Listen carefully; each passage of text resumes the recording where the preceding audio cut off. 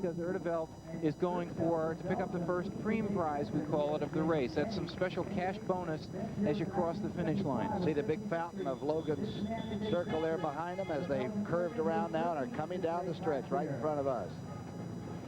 You can always tell, Tom, from where the jerseys are in the race. If you look at that, that's four members of the Fangio team right up at the front behind one of our 7-Eleven riders. That's typical. That's typical of what happens. There's Erteveld now of the Fangio team way out in front. He's got about probably a 10 to 12 second lead. As we know, that's not really significant at this point in the race, but you are getting your first example of teamwork today, because Erteveld has all four of his Fangio teammates back at the front of the pack, just coming through very easily, not riding fast, taking it easy so that Erteveld can build up a little bit of a lead. How soon will somebody have to get some food or pull into the pits or anything like that? They'll start picking up their food from the pits probably on the next lap. They have enough to get through a full lap. And it's still Erteveld and Ronald Justima who are up there in the lead. As they went by here, Tom, the main pack had a couple of 7-Eleven riders, including Eric Heiden up near the front. You know, because it's such a long race, there is the temptation, even by an experienced professional, to go a little bit too hard too soon. And I think the fact that there are so many people here on the Parkway and so many people on the wall, it gets the riders really pumped up, and sometimes they kind of forget their instincts, and they forget a little bit about what they should be doing. Remember, everybody used to say, if you watch the last quarter of an NBA game, that's the whole contest. Are these real good riders going to hang back for 130 miles to go by and then make a race out of it? Are they that much better than perhaps the field? Well, I think that's generally the way it goes in a championship race like this, and usually that will happen. The stars will stay near the back. Okay, everybody's still pretty close together. Let's take a commercial break and refuel ourselves, okay?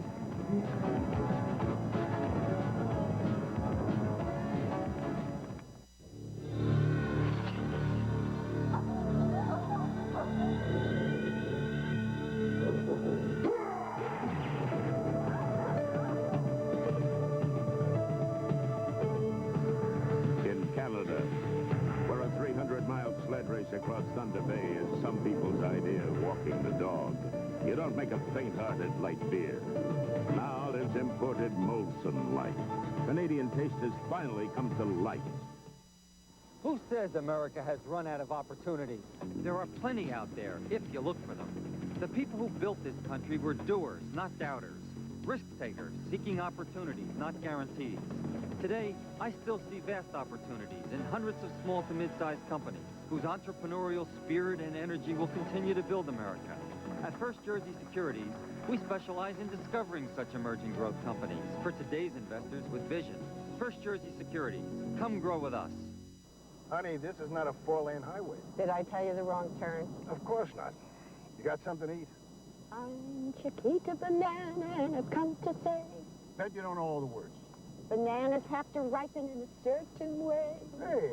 When they are flecked with brown and have a golden hue, bananas taste the best and are the best for you. Boom, boom. You can put them in a salad. You can put them in a pie. Chiquita, the world's most famous banana. If you take $15,199 down to your Nissan dealer, you might get a max amount. Toyota asks for more, over $17,000 for a Cresta.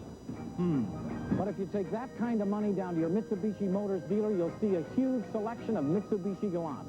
And you just might drive away in this world-class luxury car with something else. Change.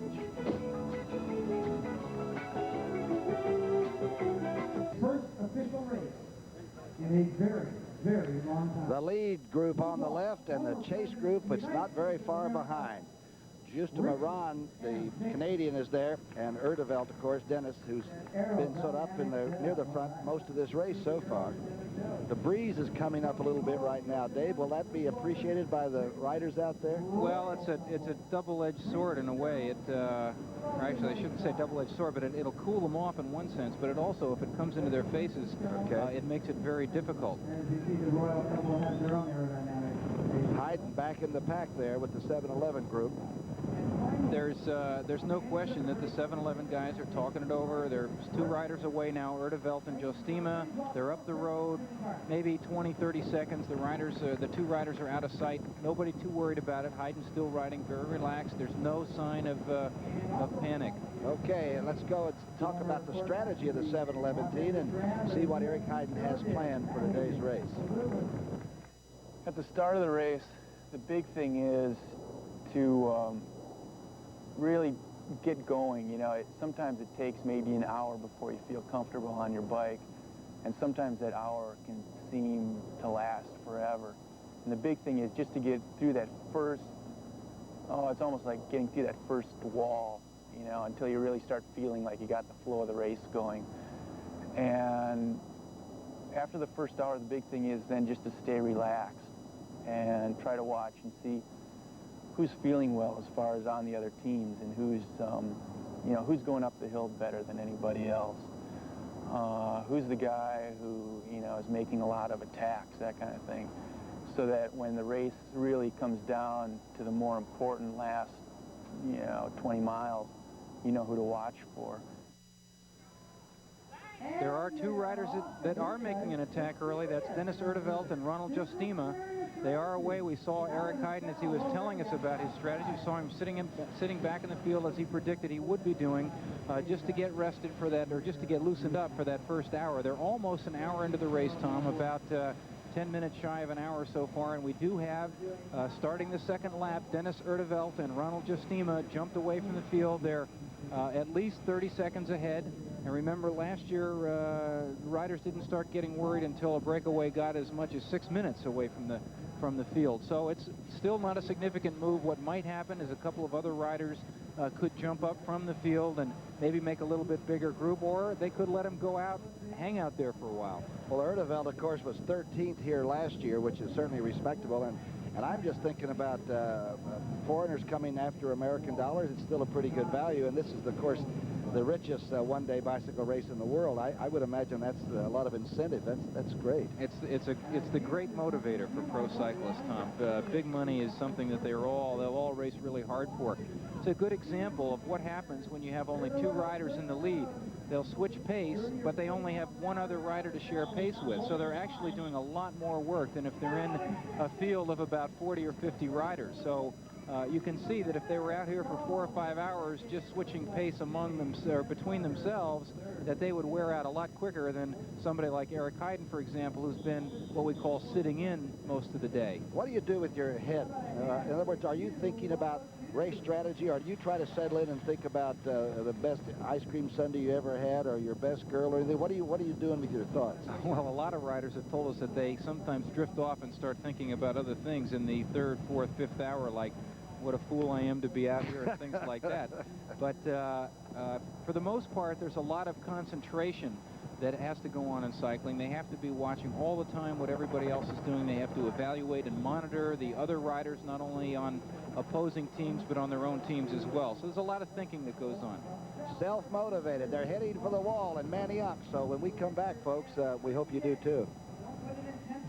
The CoreStates U.S. Pro Cycling Championship Race is sponsored in part by your 5-state Renault Jeep dealers and by St. Pauli Girl Beer.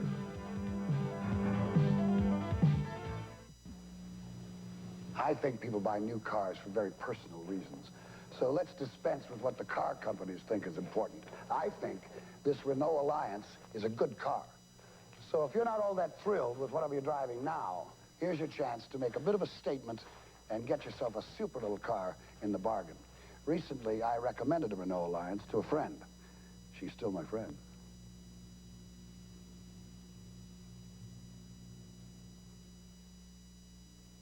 You never forget your first girl. There's something irresistible about her. She's friendly, fun-loving. You remember everything about her. St. Pauli Girl Beer. The first time you meet is unforgettable, and the second is just as good as the first. St. Pauli Girl. Friendly, irresistible, fun-loving beer from Germany. A smooth imported beer to remember. You never forget your first girl. This Wednesday is a special day for the Shirelli family. Vincent's brother Antonio is arriving from Italy. Antonio! It's been 32 years since they've seen each other. A lot has happened in 32 years, but the traditional Italian dinner is still spaghetti. Prince spaghetti, made the authentic Italian way. Al dente, firm and delicious. Welcome to America, Antonio, where Wednesday is Prince Spaghetti Day. Is your child's bike safe? Or in Read Reports, Monday. The leaders are out there. They've got a little bit of space now. Looks like about 20 to 30 seconds, maybe a little bit more, but as far as we can see behind them, there's still no sign of the field. There's a shot of them. They're still on Kelly Drive. I would say that leads no more than about a minute right now. And again, it's not that significant because it's so early in the race, but we'll see if things change when they hit the wall. They've still got about 4 or 5 miles to go before they get there. Actually, the two leaders are still on Kelly Drive and will soon be heading into Manayunk. You can notice that they sit pretty close behind one another. A few inches behind the lead rider's wheel is what they will try to maintain. The closer you can get, the better the wind protection, the better the rider in the lead can block you from cutting through that wind. And that's a good example of how the riders rotate pace. Notice that Jostima is now swinging off to the left. He checks over his right shoulder to see where Erdevelt is, and he tucks in right behind him. They're on Kelly Drive, where a little over a year ago, the drive was renamed Kelly Drive when Jack Kelly Jr., a good friend of all of ours and a great sports person and internationally, had passed away, and it just couldn't be a better place to hold a big bike race, an international event in Philadelphia than on Kelly Drive. And on Kelly Drive, it's Erdevelt and Jostima. Jostima is a 26-year-old rider from Canada. He's a free agent. That means he doesn't have an official year-long sponsor. He was a member of the 1984 Canadian Olympic team and since then has turned pro, and he was also a member of the Canadian national team. Very strong rider. Okay, we'll be back before they get to the wall. Let's take a break right now and then return very shortly. London, Frankfurt, Geneva, Milan, Paris, Amsterdam, Nairobi, Oslo, Munich. Stan's driving. I'll see you there tonight. Big dance going on. Here's a special request for Susie, the new Journey single, Be Good to Yourself.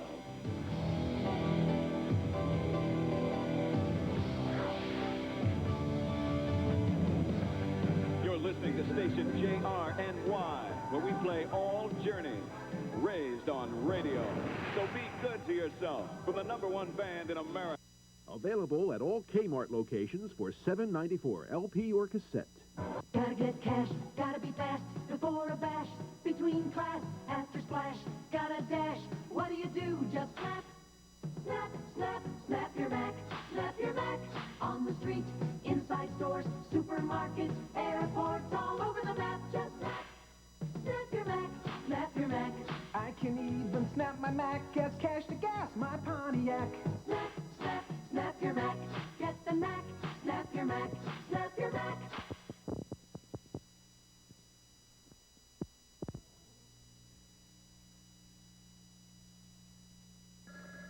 Hi, this is Millie. You're not going to believe the bargains I just got at Acme. Purdue Oven Stuffer Roasters are just 69 cents a pound. And I got a camera, the new K12 from Kodak for only $117.77. And a 2-roll pack of 35mm film for just $3.99 after Kodak's $1 rebate. And this week's Acme ad has more frequent buyer savings than ever all over town. You know a great bargain when you see one. They fight fires and save lives. And they're just one example of the thousands of volunteers, People for People, Channel 10 salutes in 1986. Good morning. We will be landing shortly in Zurich. Thank you for flying KLM to one of our 129 destinations worldwide. Dave Chawner was right. That first lap, but the time was 32 minutes, 26 seconds. A fast clip indeed early in the race. They're heading for the wall, and Al Meltzer is up in Manayunk now with Connie Carpenter-Finney. Al always gets the good interviews. Thank you, Tommy. Connie, your husband, David Spinney, is here, and you expect him to win the race today? Well, I think Davis feels good. They've been training real hard. They're preparing for the Tour de France, so he's been training about 500 miles a week. And this race today, I think he's used to the distance. He's used to the heat. It's been a hot summer so far, so I think he has a good chance. He was real relaxed before the start. Connie, you are the #1 cyclist, female cyclist in the world. How do you compare this course with the, let's say, the Olympic course that you ran at L.A.? Well, I think similar conditions in L.A. It was hot and pretty humid like today, which really wears the riders down. Of course, in Los Angeles, my event was only 50 miles compared to 156 miles today, so it's quite a bit shorter, but it was still an endurance contest. Did they have a Manayunk wall in Los Angeles? Boy, we had a real steep hill similar to this in Los Angeles, but we also had another long climb thrown in there as well, and it was real similar conditions to today. I'm glad we didn't have to race 156 miles, though. Is this hotter than it was last year? I'm not sure. It feels similar, although I think last year it was there was more humidity, which is harder for the riders to cool off because the sweat sits on the arms and, you know, they don't get the same kind of ventilation. So I think it might be a little easier in that respect, but the competition is stiffer this year. I think the riders themselves are better prepared and should be a fight all the way to the finish. How much will Davis lose on a day like today in weight? Boy, these guys sweat about 5 or 10 pounds of water weight out, and, you know, they're drinking the whole time. They take up water during the race itself, and they're drinking maybe 1 or 2 bottles per lap, and it's well, they're on the wall. We're going to watch them coming up right now. Connie, thank you very much. Back to you, Tom. Okay, Alan, thank Connie. By the way, the U.S. women have won more than 30 World Championship medals since 1968. And we're told that the women are buying bikes at a tremendous rate, and that like 55% of all the young people getting into biking for physical fitness are women, are female. We're now looking at our 2 leaders. That's Ron Justima and Dennis Erdevelt. Justima coming up very strongly now. Remember, there's a Superoni King of the Wall competition, and Justima, it looks like, unless Erdevelt is going to overtake him on the steepest part, it doesn't look like that's going to happen. It looks like Justima will pick up the 3 points for the Superoni King of the Wall competition on the second lap. That's with 9 to go. So Justima riding strongly along with Dennis Erdevelt. They're a minute or so ahead of the main field. Still, at this point, not that much of a significant break in the race, but there is a difference here that we're seeing. And if Erdevelt is having trouble this early in the race back there in second spot, he's definitely going to have trouble as the day wears on. But Justima riding comfortably and strongly at the front. It's hard to imagine, Tom, really what that hill is like unless you're actually out there trying to walk up it. Is a real steep climb. We're going to have to take your word for it. By the way, we just went over an hour, the first hour of probably 6.5. And as you can see, the group is still very much just that, a group. The main field still very much together. They will have to negotiate that tricky funnel down en masse, and as I told you that they will try to get to the front of the field, and that looks like Jeff Bradley there for 7-Eleven in second spot. Remember, those 7-Eleven riders, because they have 11 riders on the team, are going to be always near the front watching what happens. He's had a couple of disappointing years, too. It would be a great thing for him to really be a factor in today's race, huh? Yeah, main pack of riders now just coming through funnel down and starting up. That's Justima, who's already gotten to the top of the wall. That means that they're about 2.5 minutes ahead at this point. They've picked up a big lead on Kelly Drive and held it up the wall. Erdevelt now has dropped back. Erdevelt has dropped back from Justima. And here comes the field now coming up the wall. And that's led through by Alcala from the 7-Eleven team, a Mexican rider that's a 7-Eleven rider's picked up in preparation for the Tour de France. And they told us in confidence the other night that Alcala is really a secret weapon of theirs. He's a really strong rider and young rider, but very tough, particularly when the road goes up. From Chula Vista, California. Looks like they're sending him out now to catch the Canadian, huh? It looks like it. He's also going for those points. If he, when he crosses the line, he will be in third spot in the, or for this lap, and will pick up 1 point for getting third in the Superoni King of the Wall competition. Do the thighs almost feel like they're exploding at this time when you're having to drive to get up a hill like that? Well, there's no question that it is an all-out physical effort every time you go up that wall, and you definitely feel it in the thighs particularly. But this is now coming down the other side on Manayunk Avenue, and when they get rolling, they'll be hitting speeds of between 50 and 55 miles an hour down here. The crowd beginning to grow here in Philadelphia. They're anticipating 250,000 people will be down here at some time during the day watching. And of course, we're anticipating a big TV audience too. We're going to come back after the road race on CBS and show you the finish and the ceremony and the check presentation, which is important too. Channel 10's in this right up to the hubs, and we're enjoying this. These are our two leaders now, Dennis Erdevelt and Ron Justima. Erdevelt from Belgium, Justima from Canada, and look at the lead that they have down Manayunk Avenue. It's so significant that they've allowed the neutral support vehicles to come up behind them. Actually, one team support vehicle and the Campagnola, our technical support vehicle, have been allowed to go up and support the leaders in case they should get a flat tire, and they don't let them do that unless the lead is significant enough to be out of the way of the other riders. So it is significant, and like we said, it's a couple of minutes now, probably going to be a couple of minutes before the pack hits the same point. How about the tech people, though? Are they as necessary as you sort of lead me to believe? Absolutely. The technical support is critical in a bike race like this, and you can see Erdevelt and Justima now with two support vehicles right behind them. They are watching over these riders, making sure that they're well supported with spare wheels. That is, if there's a flat tire by one of these riders, they'll be able to change it probably in about 10 seconds. That's still not much of a lead, though, this early in the race, is it, Dave? I mean, there's a lot of pavement left. No, it's not that significant yet, but it's still getting to the point where the riders are going to have to start watching them, and maybe we'll see some action from some of the other teams. Okay, the chase is on. The two fellows are out in front, the young Hispanic and the young fellow from Canada, and the whole group wants them pretty bad. We'll be back in just a moment.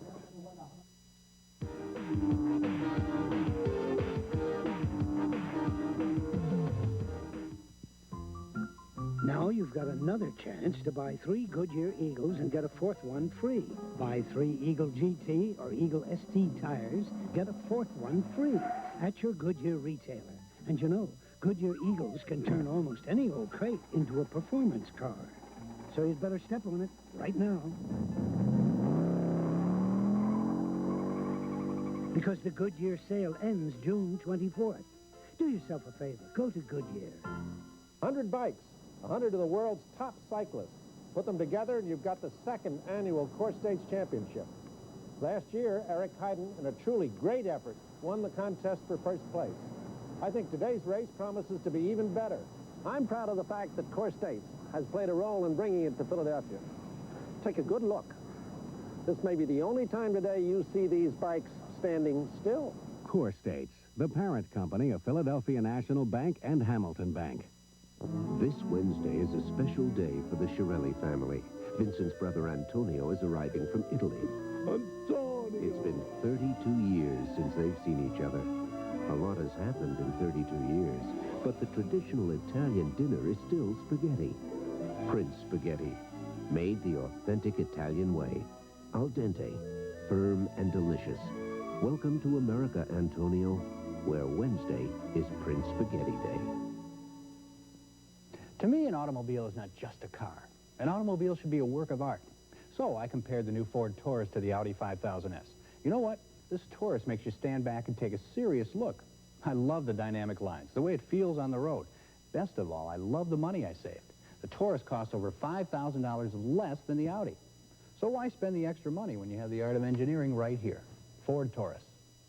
Ford Taurus, Motor Trend's Car of the Year at your Quality Plus Ford dealer now.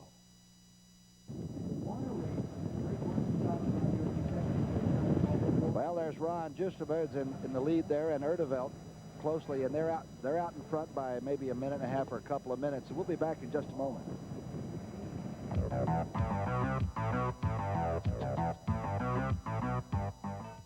It's a whole new kind of freedom. It's a whole new kind of fun. The all-new 1987 Jeep Wrangler. On the road or on the loose, it's a whole new kind of driving adventure with shift-on-the-fly four-wheel drive. Classic Jeep features. It's tough, rough, and ready for anything. The all-new 1987 Jeep Wrangler. The possibilities are endless. Enter the Phillies 5-state Grand Slam Jeep Stakes. Rules and entry blanks at participating 5-state dealers.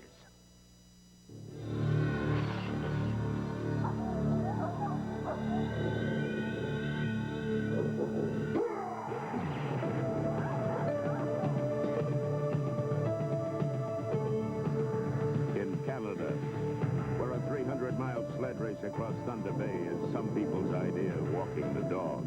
You don't make a faint-hearted light beer. Now there's imported Molson Light. Canadian taste has finally come to light. Hey, Chaz, where this weekend, man? I'll show you. We went to this Dorney Park and Wildwater Kingdom place in Allentown. Yeah? Really decent. Look. Check it out. Pretty wild, huh? Great. Oh, yeah? Check these out. Oh, man. Oh, take a look at this. Wild. Hey, let's do Dorney. Kodak is the official supplier of photo products to Dorney and Wildwater Kingdom. Watch for special offers this summer. Dorney. Honey, this is not a 4-lane highway. Did I tell you the wrong turn? Of course not. You got something to eat? I'm Chiquita Banana, and I've come to say... Bet you don't know all the words. Bananas have to ripen in a certain way. Hey! When they are flecked with brown and have a golden hue, bananas taste the best and are the best for you. Boom, boom. You can put them in a salad. You can put them in a pie. Chiquita, the world's most famous banana. Erdevelt and Justema, may I ask you a question? Would it be wrong? Is this like a claiming horse winning the Kentucky Derby? Can free agents win a race like this? Yeah, they can, Tom. It happens. Once in a while, the team battles are so strong they play off one another, and an individual rider can escape and perhaps take advantage of the team battles. Whoever wins today's race has the support of a lot of people, family, fans, team members, loved ones, and a special group that helps every rider on that hard road to victory. Behind every good rider stands his technical support team, ready to spring into action at a moment's notice. Okay. A kind of insurance and reassurance against any equipment breakdown. We are a mobile kit. We follow behind the race while the race is in progress. If the rider has a problem, he'll raise his hand, and that'll be a signal for us that we're going to go into action, that something's wrong. Although these unsung heroes may trail the field on race day, each cyclist knows that their road to victory may depend on the people backing them up in their quest for the finish line. It is critical. It gives the rider a second chance. It's like a boxer going back to his corner between rounds. Always in the biker's corner, the technical support crew knows the importance of being prepared for any emergency, even if that means taking your act on the road. There are occasions where we'll actually lean out the window of the car at 40 miles an hour and work on somebody's bike during the race while it's going on, while he's pedaling under his own power. Maintaining your cool in any situation can come in handy, because you just never know what might be waiting just down the road.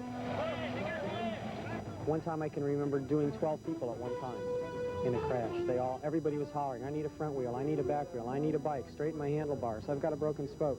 And so it's fix one, fix another one, and at that particular time, you go to the very first rider you can reach.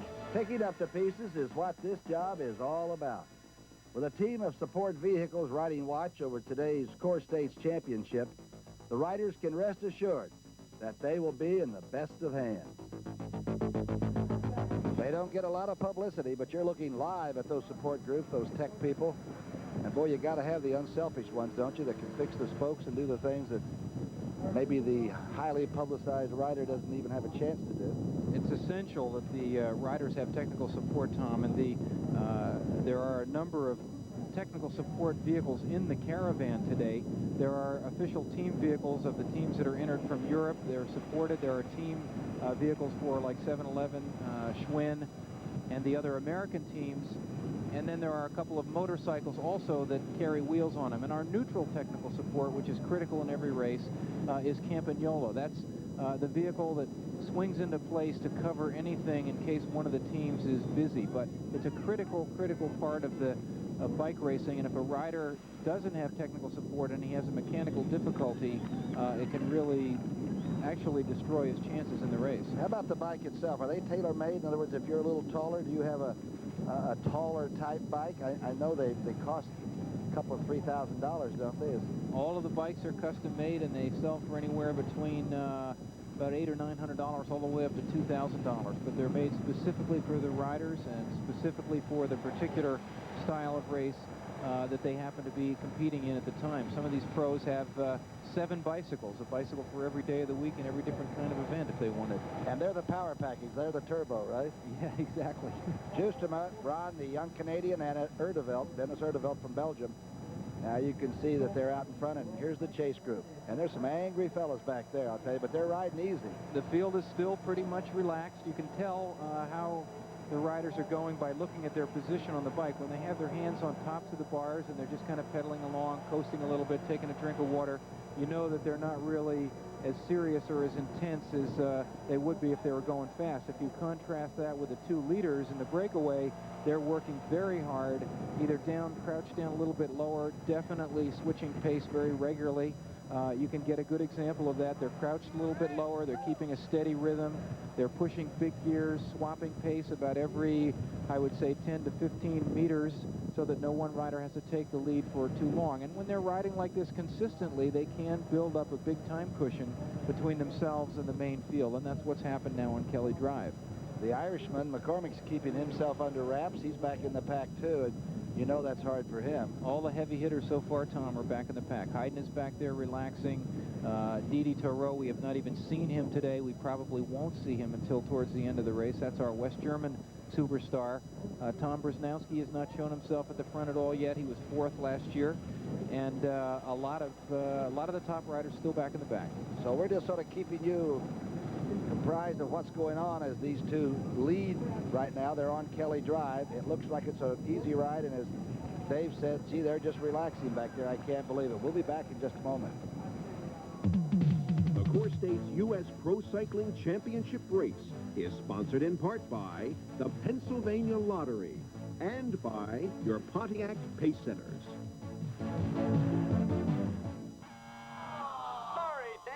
I wish the lottery had a game like that.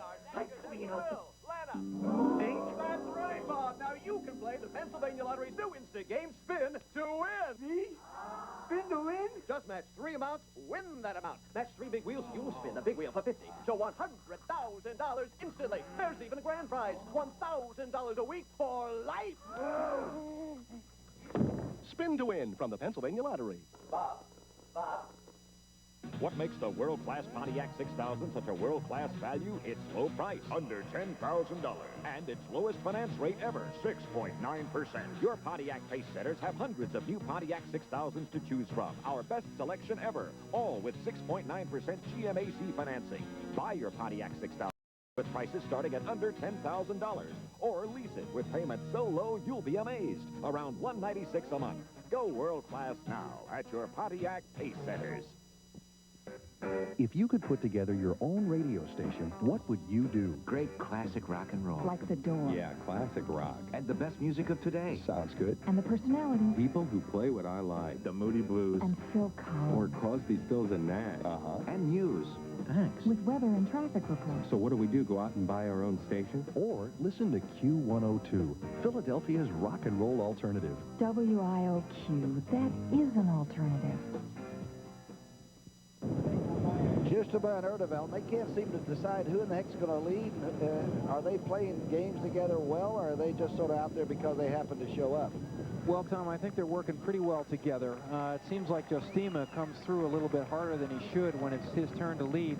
If you come through a little bit hard on the man who's just swung off, it's harder for him to get back on your wheel. And sometimes that's a tactic that they'll use when they want to wear somebody out. But I think they're actually working pretty well together. They drift by, Justema now drifting by at a good pace, not picking it up too much. Erdevelt getting right comfortably on his wheel. They're really working pretty well, I would think. They're riders, of course, on different teams, but it's to both of their advantages, for whatever reason, to work together. Now, Erdevelt has some teammates, his Fangio teammates back in the pack, who earlier we saw at the front slowing things down. Justema's here by himself, but he probably wants to get a little publicity and get noticed a little bit early in the race before it gets too hot and heavy and he knows he won't have a chance. Celebrity status, right? How about the shifting of gears? How much shifting have they been doing? I watched Dennis Erdevelt just reach down and shift. Is that a common thing on the flats like that? Here they come. Well, on the flat ground, Tom, they'll generally keep it in a pretty big gear, okay. And they will shift as it goes downhill, or they will shift against a tail or headwind or with a tailwind, they'll put it in a little bit bigger gear. But they now completed that lap in 34.03, a little bit slower than the first lap, but nevertheless, they're still at a good pace. We'll try to get some mile-per-hour figures on that as we get more into the race. But, yeah, they do, Tom, shift gears pretty frequently, particularly, obviously, when the road gets very steep, like up in the Manayunk wall. They'll go through all of those 14 gears that they have then. But I would say on most of the circuit, they'll use 2 or 3 gears. They're talking to one another, and they both look back like, how much of a lead do we have? What do you figure it is, 2.5 or 3 minutes? We'll know here in a second. It's about 3 minutes, Tom. The pack back there is pretty much taking it easy. There's Tom Schuler of the 7-Eleven team, along with his teammate number 19, Bob Roll. There's Schuler. Also in there is one of our Alfa Romeo riders. Actually, Schuler is up chasing the 2 leaders. Mainfield taking it easy. Erdevelt and Justima still way ahead. And it looks like we've got a group of 2 riders behind our 2 leaders. These are the 2 leaders, Dennis Erdevelt and Justima. Alcala from the 7-Eleven team and Bidenost from Prince Superoni are now taking up the chase, and they're between our 2 leaders who are on your screen now and the main field. So if they should come up to them, that'll make 4 riders and make it all the more dangerous for the guys back in the pack. Now, did their director say, let's go out, send somebody out? Is that how that's done, with a vocal command? Well, the last time up the wall, Tom, we saw Alcala, the rider who's actually from Mexico on the 7-Eleven team, really attack hard up that wall. He's kept the interval. He's made the break from the field, and he's now chasing along with Bidenost from the Prince Superoni team, an Italian, to try and catch the 2 leaders. Now, if they should do that, that'll be 4 riders, and one of the riders, being a 7-Eleven rider, will make it easy for the 7-Eleven guys that are back in the pack to relax, because they know the front group is covered. The shot, of course, back towards City Hall, where Willie Penn is being redone on top on the end of the Parkway. And here are the 2 leaders. They've got a group of 2 chasing them, and then a whole pack of people that are just sitting there biding their time. We'll see if we can get that interval between the 2 leaders and the 2 chasers. Remember, last year we had a group that formed of about 6 riders at one point. They built it up to a 6-minute lead, and then the 2 leaders had got dropped off. So, or 2 of the 4 got dropped off, leaving only 2 to struggle on alone. And that could be the same kind of thing that's developing here, Tom, with 2 guys out, another 2 coming up to join them, and we'll see if anybody else springs out of the field. Tell me this, because of the international attention that all these guys come from different countries, is there a lot of foreign language being thrown around back in the pack there? Are they talking in their native dialect rather than English? Well, that's kind of their code of communications. The Danes can speak in Danish, and nobody's going to know what they're talking about. And a lot of the riders here don't speak English. 3 of the Italian riders have been impossible to interview. They're very nice guys, but we have no idea what their comments are on the race. But I've been accused of that, too. Alcala and Bidenost, 34 seconds behind our 2 leaders, Erdevelt and Justima. Yep, and it looks like Justima and Erdevelt now have just passed the pit area. They're out onto Kelly Drive again to start the 3rd big lap, the 3rd 14.5-mile loop up to Manayunk and back. Here comes the pack up here. The pack is coming now down on the Parkway. And Alcala, who Jim Ockowitz, their 7-Eleven team manager, said Alcala was really a strong member of the 7-Eleven team, and a lot of people don't know him in the United States because they found him as a Mexican rider. On the Parkway, a giant centipede, and they look very relaxed. Nobody looks like they're in a panic position. But they're over 3 minutes behind. They're 3 minutes behind the leaders, and Alcala from the 7-Eleven team and Bidenost from the Prince Superoni team are closing that gap to the 2 leaders. How does the shade on Kelly Drive when you're slipping under those trees? There's our helicopter shot there. Is that a welcoming thing? Is that a great thing to have above you, the shade? Nothing like a little bit of shade to go in. In fact, you'll see the riders go all the way over to the other side of the road, even if it's a little bit longer line, in order to take advantage of the shade for a few seconds. Anything they can do to cool off for a few seconds, they'll do. What kind of saddles do you have? Do you have special saddles that fit your fanny? I hate to say it that way, but that's about the best way. Yeah, I can describe them in 2 words, narrow and hard. But you have to have a narrow saddle on a bike, because if it's too wide, it creates a lot of chafing and doesn't allow you to pedal most efficiently. So if you do have a narrow saddle, which is what all these racing saddles are, it gives you the best and the most efficient pedal style, because you're not having to pedal out. In fact, if you look at the contrasting styles of Justima here in the lead and Erdevelt, you'll notice that Justima commits one of the cardinal mistakes in cycling, really. His knees are out a little bit too far, and Erdevelt, his knees actually just about brush the top tube of his bike. Justima not quite as fluid a style as Erdevelt. Oh, that's great. That's inside bike analysis. I love that, Dave. We'll be back in just a moment. They're the two leaders, and they're pumping it. Good morning. We will be landing shortly in Barcelona. Thank you for flying KLM to one of our 129 destinations worldwide.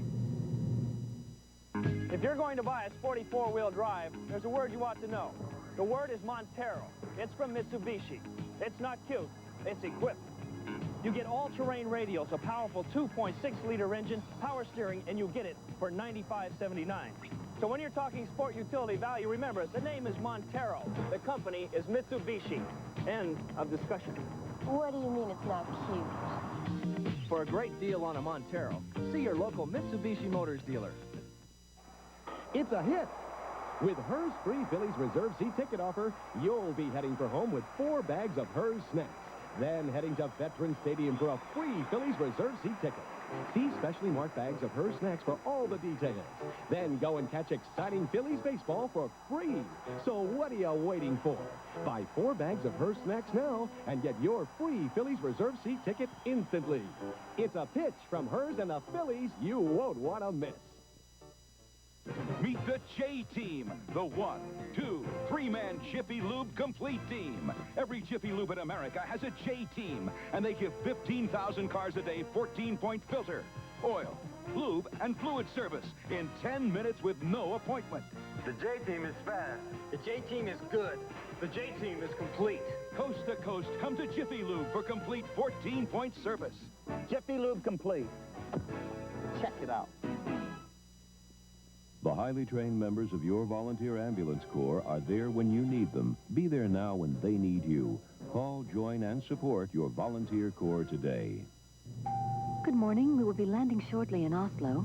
Thank you for flying KLM to one of our 129 destinations worldwide. All right, the two leaders, Justima and Erdevelt.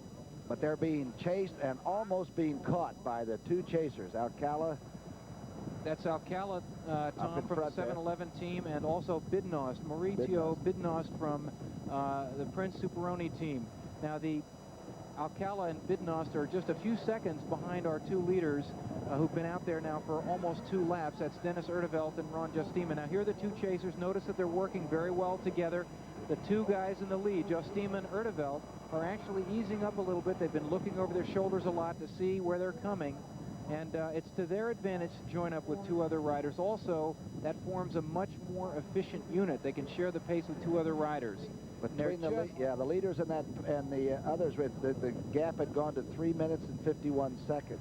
That's right, and when we get 4 riders up here with a 3-minute lead over the pack, that's starting to look a little bit more significant. There's Erdevelt and Justima now. They're pedaling fairly easily at this point, not going quite as fast as the two chasers, Alcala and Bidnost. You can look at the difference in speed right there. Alcala in the lead, Bidnost in second spot, working well together, pedaling a little bit harder in a little bit bigger gears. I think in just a mile or so, Tom, they'll probably catch him and we'll have a lead group of 4. Now, this is significant for the 7-Eleven team because now they have this first big breakaway covered. They have a teammate up there. If none of the other 7-Eleven riders can get up to the front, at least they know that 7-Eleven is covered in the front break. When the pack went by here, by the way, Eric Heiden, number 1, was deep in the middle of it, but looked like he was pedaling rather easily. It didn't look like he was forcing it. The pack is still just taking it easy. They're biding their time. 7-Eleven now with Alcala coming up here is covering it. Notice that that Erdevelt and Justima have taken it easy, and they're actually slowing down quite a bit, hoping to join up with Alcala and with Bidnost. Bidnost, by the way, was third place in the '83 World Championships in pursuit. Would that give him some kind of an advantage, or is that that's his special position on the 711 team? Actually, Bidnost, who's on the left of your screen now, is more known as a track rider. There they come. They've joined up now. We have 4 riders in the lead. Bidnost is really, Tom, more of a track racing specialist. Okay. He's not a long-distance guy. This is the kind of guy that the team, Prince Superoni, will get him out there. They'll put him out there to catch the group, and now we got the time slip from the officials there. Almost 4 minutes ahead of the main pack now. Alcala now is in second place, and Bidnost is in number 1, and now they're all 4 lined up almost in single file right on this yellow stripe on Kelly Drive. That's a real boost of morale, I can tell you, for Justine and Erdevelt, knowing that they've got 2 more riders now to work with. You never know. If another couple of riders can escape and what we call bridge the gap and get up there, the group will get stronger and stronger. We haven't heard from Thoreau yet, or really from Eric Hayden. No. Finney. There's still some people that we're going to see, all right? Okay, we're heading back toward Manayunk, the leaders, and there are now 4 that are going in and out. We'll be back.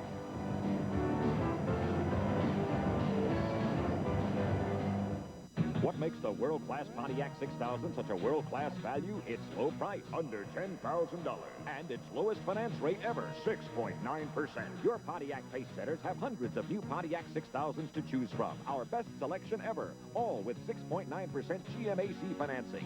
Buy your Pontiac 6000 with prices starting at under $10,000. Or lease it with payments so low you'll be amazed. Around $196 a month. Go world-class now at your Pontiac pace setters. This Wednesday is a special day for the Shirelli family. Vincent's brother Antonio is arriving from Italy. Antonio! It's been 32 years since they've seen each other. A lot has happened in 32 years, but the traditional Italian dinner is still spaghetti. Prince spaghetti, made the authentic Italian way. Al dente, firm and delicious. Welcome to America, Antonio, where Wednesday is Prince Spaghetti Day. Hi, this is Millie. You're not going to believe the bargains I just got at Acme. You know how I love chicken. Purdue oven stuffer roasters are just 69 cents a pound. And Lancaster brand bottom round roasts are $1.27 a pound. I don't know how Acme does it. Peaches are only 39 cents a pound. And this week's Acme ad has more frequent buyer savings than ever all over town. You know a great bargain when you see one. You never forget your first girl. There's something irresistible about her. She's friendly, fun-loving. You remember everything about her. St. Pauli Girl beer. The first time you meet is unforgettable, and the second is just as good as the first. St. Pauli Girl. Friendly, irresistible, fun-loving beer from Germany. A smooth imported beer to remember. You never forget your first girl. Raul Alcala, the young man from 7-Eleven, is sort of going in and out of first place, he and Bidnost. Let's go down to Steve Levy, who has somebody from that 7-Eleven team. Indeed I do, Tom. I have Mike Neal, who was the coach of the 7-Eleven team. Mike, I saw you handing off some sustenance when the guys came by, but tell me something about the strategy. Alcala is now in the lead, and I saw you jump on a truck when it came by. Were you giving strategy? Well, it was a little bit of a surprise to see him in the lead this early. He's one of the members of the team that is favored to go for the win for us, other than Eric Hayden. So I was a little surprised that he's in the lead this early. Will you tell him to back off in the lead or stay in the lead? Well, he's got the lead. He might as well stay there. It's not a bad tactic. It forces the other teams to chase us. How will your other team members adjust to him being in the lead now? Well, it'll be good because the other teams will have to make up the distance, and our team, of course, can sit behind them and get their draft and profit from their work.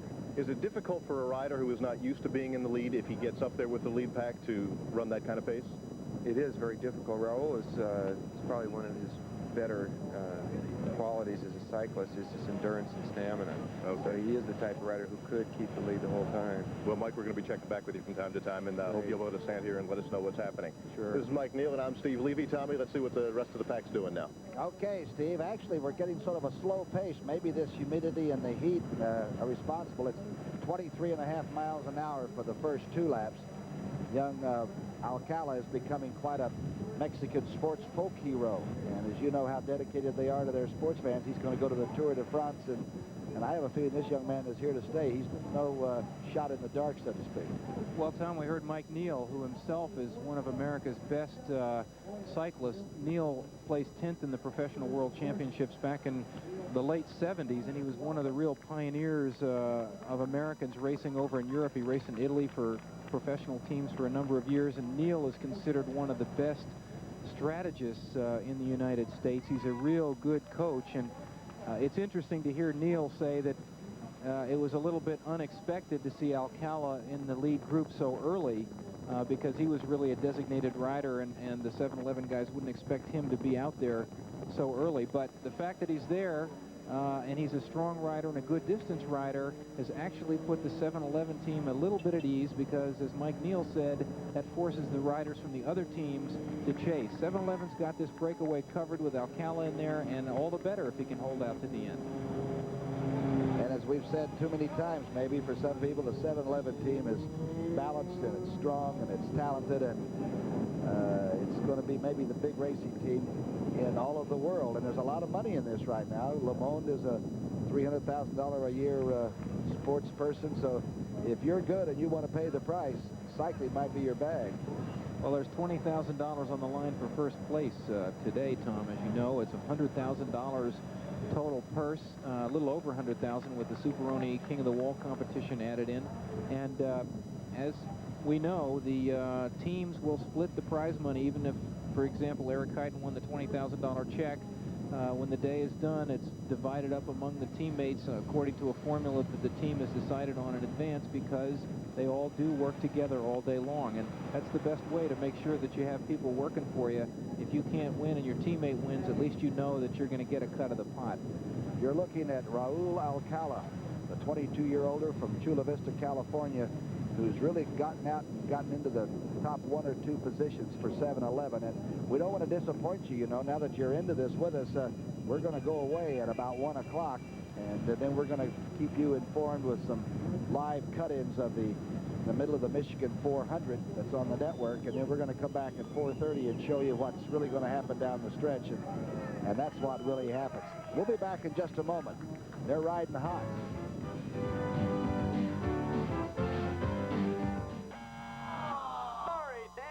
I wish the lottery had a game like that. I'd clean up. Lana. Hey? That's right, Bob. Now you can play the Pennsylvania Lottery's new instant game, Spin to Win. See? Spin to win? Just match 3 amounts, win that amount. Match 3 big wheels, you'll spin the big wheel for 50. So $100,000 instantly. There's even a grand prize, $1,000 a week for life.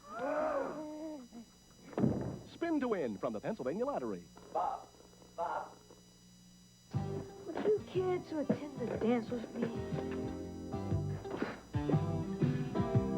Julie, this is Steve. Steven. Julie, want to go to the dance? Steve, in biology. You will? For sure. Whenever you need us, we'll be there.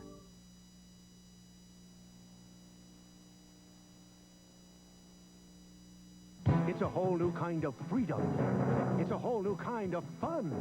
The all-new 1987 Jeep Wrangler. On the road or on the loose, it's a whole new kind of driving adventure with shift-on-the-fly 4-wheel drive. Classic Jeep features. It's tough, rough, and ready for anything. The all-new 1987 Jeep Wrangler. The possibilities are endless. Enter the Phillies 5-state Grand Slam Jeep Stakes. Rules and entry blanks at participating 5-state dealers.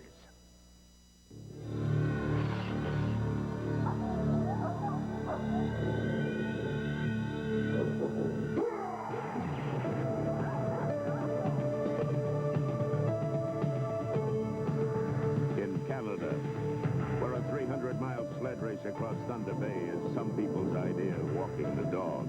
You don't make a faint-hearted light beer.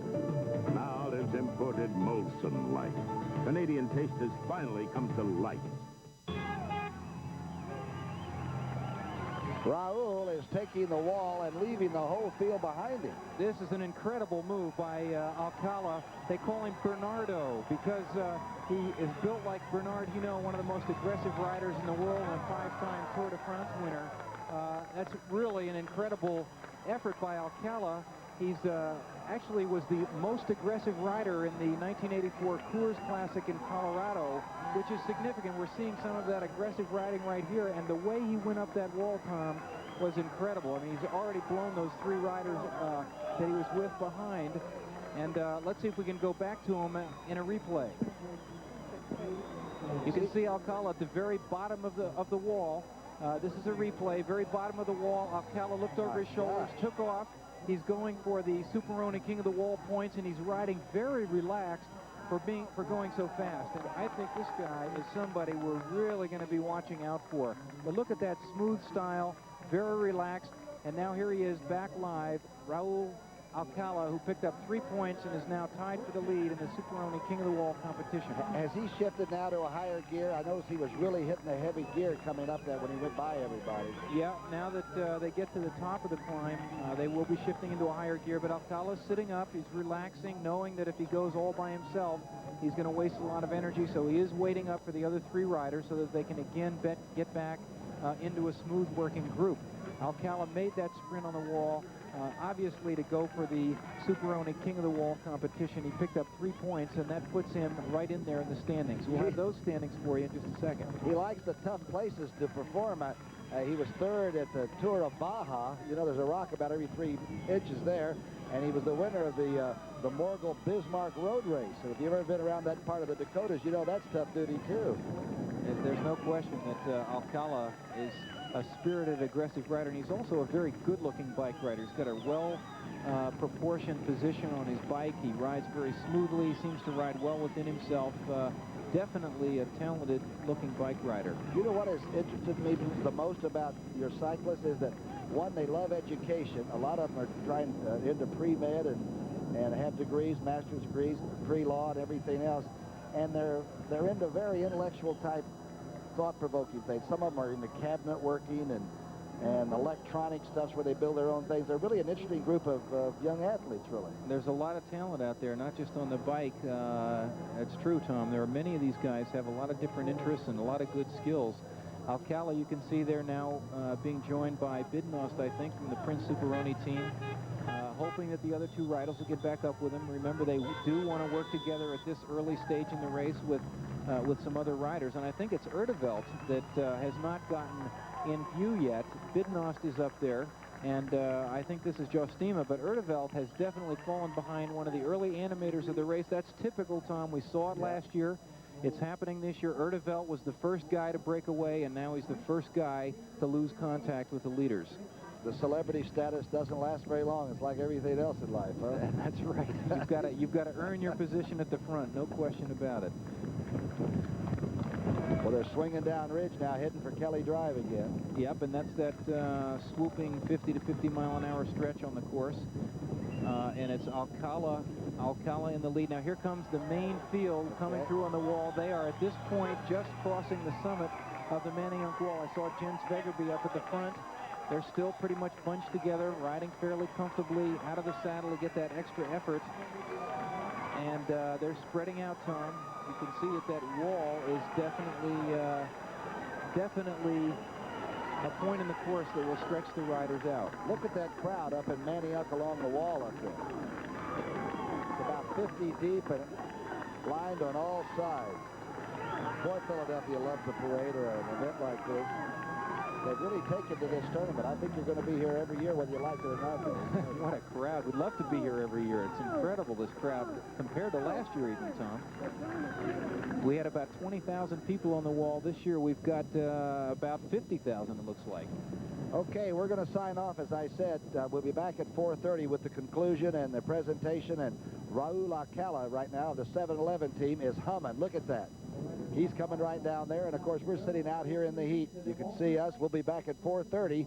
We'll also keep you up to date during the Michigan 400 with any details and any live cut-ins that we're allowed to do, so that you people know who's out in front when you come back at 4:30. We'll see you now. Okay.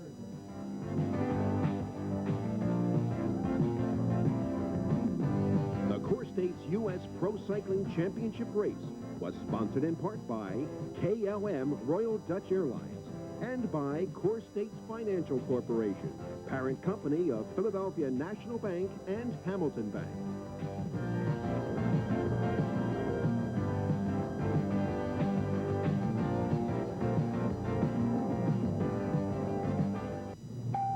Good morning. We will be landing shortly in Manchester. Thank you for flying KLM to one of our 129 destinations worldwide. Gotta get cash, gotta be fast, before a bash, between class, after splash, gotta dash. What do? Just snap, snap, snap, snap your Mac, snap your Mac. On the street, inside stores, supermarkets, airports, all over the map. Just snap, snap your Mac, snap your Mac. I can even snap my Mac as cash to gas my Pontiac. Snap, snap, snap your Mac. Get the Mac, snap your Mac, snap your Mac. America is the only nation in the world created by immigrants. People who came to these shores with nothing but a burning desire to live in freedom. No state better reflects America's immigrant heritage than New Jersey.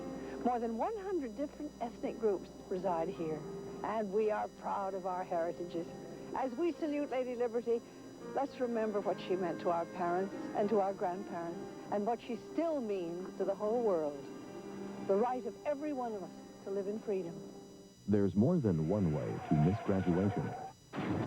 Don't drink and drive.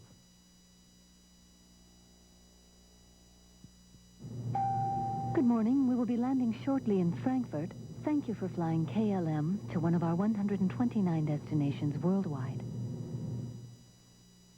Championship Pro Cycling finished today at 4:30.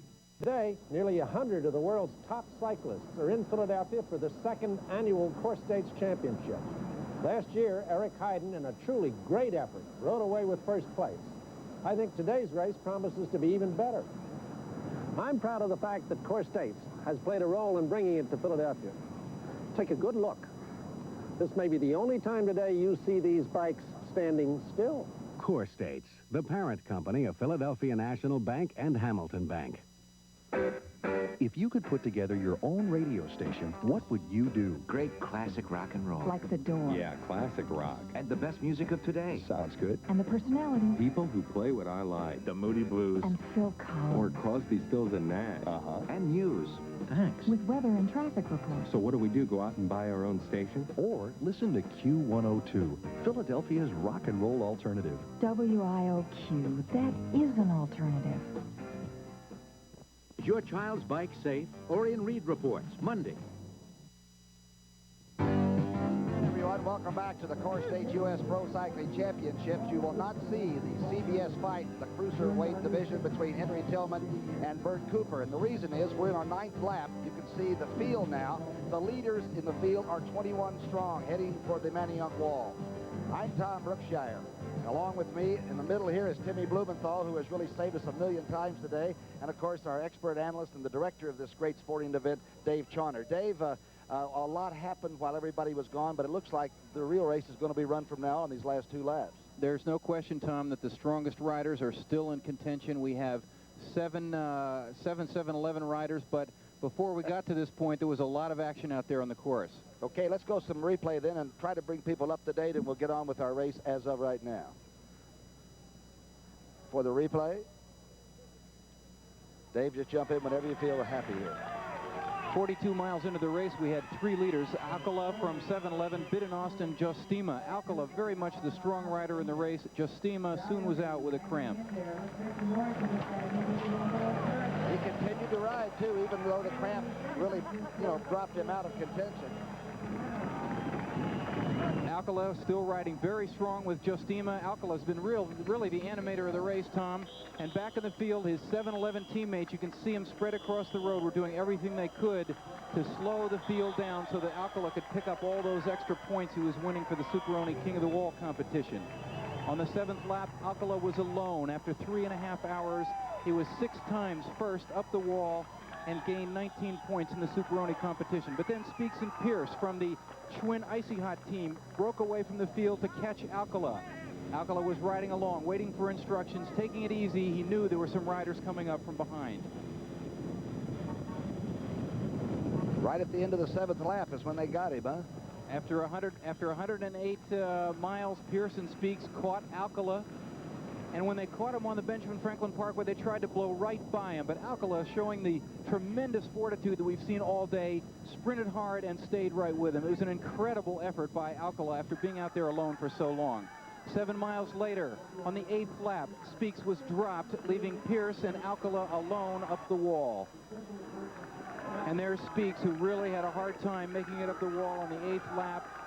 It was a difficult move for Steve Speaks, and the field was closing in also that time up on the wall. And now, Tom, we're going to be back with the live action with the entire field all together. It's really been an exciting race so far. Well, you know, somebody up here said, and it was either you or Timmy, they said at 90 miles, the good ones are going to begin to come on. They're like sharks sitting back there in that pack. And suddenly now, the pack is pretty much the leading group. Look at the action on the Manayunk wall. That's the 9th time up the wall. Still, the top riders are riding very, very hard. We're really into the action now. We'll be right back with more action from the CoreStates Championship. Another shot at Hagler. U.S. Pro Cycling Championship race is sponsored in part by your Quality Plus Ford dealers and by Molson Light. Canadian taste has come to light. Molson Light. When it came time for a new car, I wanted something more. I looked at a new Toyota Camry, and then I compared it to Ford Tempo. They both have AM/FM stereo, air conditioning, and interval wipers. You know, very well equipped. But Tempo is priced $2,100 less than the Camry, and my Tempo comes with Ford's 3-year unlimited mileage powertrain warranty. I asked for something more and got it for a lot less. Ford Tempo.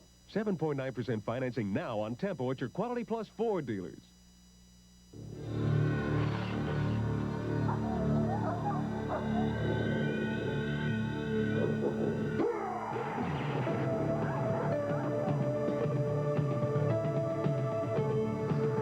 In Canada, where a 300-mile sled race across Thunder Bay is some people's idea of walking the dog, you don't make a faint-hearted light beer.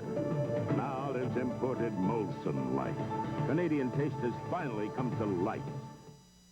Honey, this is not a 4-lane highway. Did I tell you the wrong turn? Of course not. You got something to eat?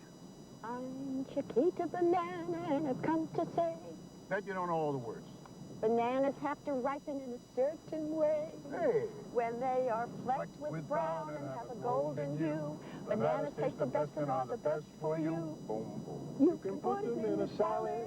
You can put them in a pie. Chiquita, the world's most famous banana.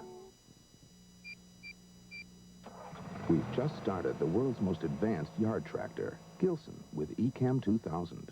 This little brain does it all. It starts the engine with your private code. It reminds you when your motor is engaged, when you're in reverse, when to change oil, and it watches your battery and engine. We call it eCam 2000. Advanced technology in your own backyard. From Gilson. Special savings for limited time only. See your Gilson dealer or call Lawn and Golf Supply. Tom Brookshire and Dave Chon are less than 27 miles to go, so they've only got about half one and then the 10th lap. McCormick is now out, but only 13 people have dropped out. Here's Steve Levy now with the young Irishman McCormick. Okay, Tom, I have Alan McCormick right here. You're taking a little refreshment here. Alan, what happened in the race today? What made you drop out? It was just a question of team tactics. I was came to the Manayunk wall, and the lead group split in half, and I was a little bit on the lazy side, and the guys just got about 20 seconds, and I just couldn't seem to make up the lost ground, and I figured the race was already over. They were a minute ahead up in the road, 15 guys, so I just stopped. You know, I either try and win the race or I don't. I just stopped. There was nothing more at that point that you could do for your team then, because you were far enough back. Unfortunately, my two other teammates were way behind. I think they got dehydrated with the sun. And there's nothing, as an individual, nobody would work with me at all, because everybody was just watching what I did all day, and I just figured I'd stop and save my energy for next weekend in the Tour of Denver. Well, rest up and get ready for that one. Alan McCormick from the Killian team, last year's king of the wall, and unfortunately couldn't finish today. This is Steve Levy at the pit. Okay, Steve, tell Alan that it's 88 degrees and the 89 degrees and 45% humidity. That's dropped a little bit with a 10-knot wind out of the southwest, and anybody that's gone as far as he has up and down the hills and dales of Pennsylvania deserves to be congratulated. What do we got right now? Well, it's really getting hot out there in the race, too, and we've got two 7-Eleven riders. As we predicted, they're going to be the strongest team in the race, and towards the end, they're making their moves as we thought, and we've got, it looks like Tom Schuler up there and a couple of his teammates working very, very hard at the front. This is the make-or-break-it point of the bike race, Tom. Now, Alcala did such a good job. He was the noble experiment. They sent him out early, and he sort of tested the whole field most of this day, didn't he? Yeah, there's no question that the 7-Eleven strategy, whether they had planned it that way before the race or not, it worked. Alcala was out there for so long that the 7-Eleven guys could take it easy back in the back. Their job was just to slow things down in the field, not let them get caught too soon. Alcala went on to win the Superoni King of the Wall competition, which is an important thing. And now that Alcala's back in the field, the rest of the 7-Eleven team is taken over. But we have some other strong riders in there, too. And we've got 4 of them away right now as we get back onto the Parkway. Well, you know what? I still remember last year when Vegerby and Worry just hung in there, you know, that Danish national team is pretty strong late in this race, and they still may show up. Well, we have some top contenders up there and some guys that we remember from last year. Tom Brusnowski from the Schwinn team is in there. We have 2 7-Eleven riders, and the rider in the lead now, Schuler? I believe that, no, that's not Schuler, but in second spot there is number 50. I can't quite get his jersey, but 2 7-Eleven riders, and I think Didi Thoreau is back there, and 2 more are coming to join them in that 4-man breakaway. So it looks like we've got 6 in the lead now as we're just approaching Lemon Hill on Kelly Drive. Davis Finney is wearing number 18. Each lap now has gotten faster through the last one. 6th lap was 37 minutes, 36 minutes, 20 seconds for 7, and the 8th lap, the last one, was 34 minutes, 35 seconds, so they're beginning to really hum. I definitely see Tom Brusnowski in that group. He was 4th last year, and that's Davis Finney up near the front. Davis Finney now just swinging off and coming through from the Prince Superoni team. That's probably Didi Thoreau, and also Michael Markusen is in there from Denmark. That's an unusual sight to see Michael Markusen. He was not picked as the #1 Danish rider. He's a little bit more heavy set than Vegerby or Worry. Perhaps they have him out there just trying to slow this group down. I thought I saw a lot of language being exchanged, a lot of signals between Finney and the rest of that 7-Eleven group. Oh, yeah, now's the time that they're making their plans and saying, get up there and cover that break. We'll stay back here with Hyde and whatever. But there's definitely some strategy going on out there now, Tom. And that's Davis Finney in the lead. Finney is a very, very strong rider, and everybody has said if it comes down to a sprint here on the Parkway, Davis Finney is probably the toughest guy in the race to beat. Of course, he and his wife are quite a family threat, too, aren't they? Oh, yeah. Connie's good. Davis Finney now is that top contender. Let's take a look at Davis. We talked to him earlier before the race. It's going to be a really hard race. There's no question about it. There's a lot of good competition this year. A lot of strong Americans, a lot of foreigners have been racing in America who are strong, and then a lot of Europeans who are strong. I'm excited about it. My team 7-Eleven has prepared very well for this race. Weird shape, and I'm looking forward to it. I just hope somebody from our team comes across the line first, and, you know, hopefully it'll be me. We have a strong rumor that maybe Thoreau may be back in that group that's just trailing the leaders here, the Didi, the West German that came in at the last minute, but he's a great international rider. There's Davis Finney being closely shadowed by Michael Markusen. I'm really surprised to see Markusen up there. He's a heavy-set rider and has a difficult time getting over the wall. Finney looking in very, very good shape. We haven't seen him near the front at all today. He's been saving his energy, waiting for just this moment. When they went through here, the leader of the pack was Eric Hayden, and now suddenly he's not in this early group. Hayden is not in this group at this point, but it's still open. That looks like Thomas Prenn from the Schwinn team up there. Prenn is a very strong rider. We've got one of the Prince Superoni riders, and I can't believe it. That's Alcala again in the lead. Well, this man, Alcala, has been riding an incredible bike race. After the effort that he had earlier in the race, to see him in this breakaway is just incredible. You know, Coach Meal said he lived with him for a while working out. He went to bed every night at 8 o'clock and up at 6 every morning to get back on the bike. He has really worked his way into it. There's no question about that. That's Davis Finney now over the lead. Also up there that just switched off was Thurlow Rogers of the Levi's team. Thurlow Rogers was a bronze medalist in the 1984 Olympics. There's the chase group. And we don't know exactly how many seconds that group is back, but Well, there's some heavyweights in there, too. You can see the difference now. They're not riding nearly as hard at this particular point as the leaders. That usually indicates, in fact, that's one of Thurlow Rogers' teammates right there on the Levi's team. He will definitely not be working too hard with Rogers up in the front. And there, Tom, is Daniel Chu. This guy is an incredible bike rider. Last year he was 12th. He only rode in 3 bike races last year.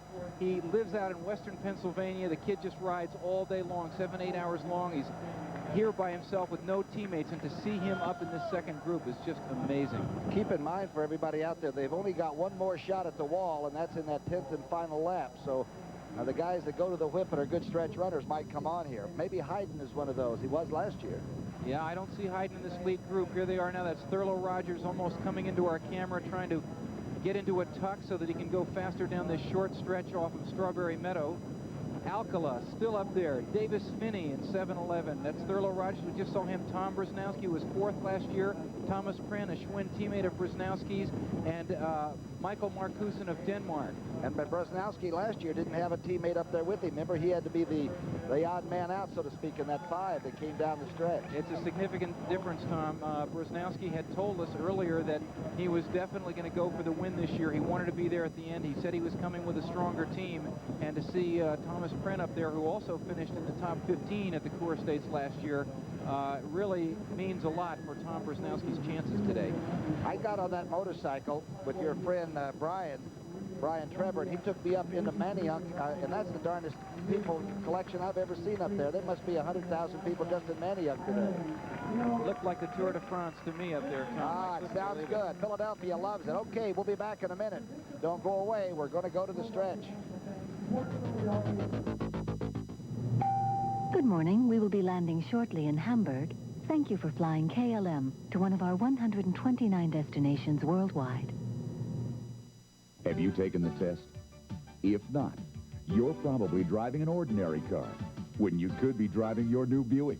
Test your viability now at your Buick Value Team dealer. Then, take the wheel of a sporty T-Type Century or luxurious Electra.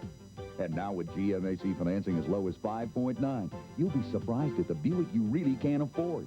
Come into your Buick Value Team dealer now and drive out in your new Buick today. Hurry, 5.9 ends June 30th.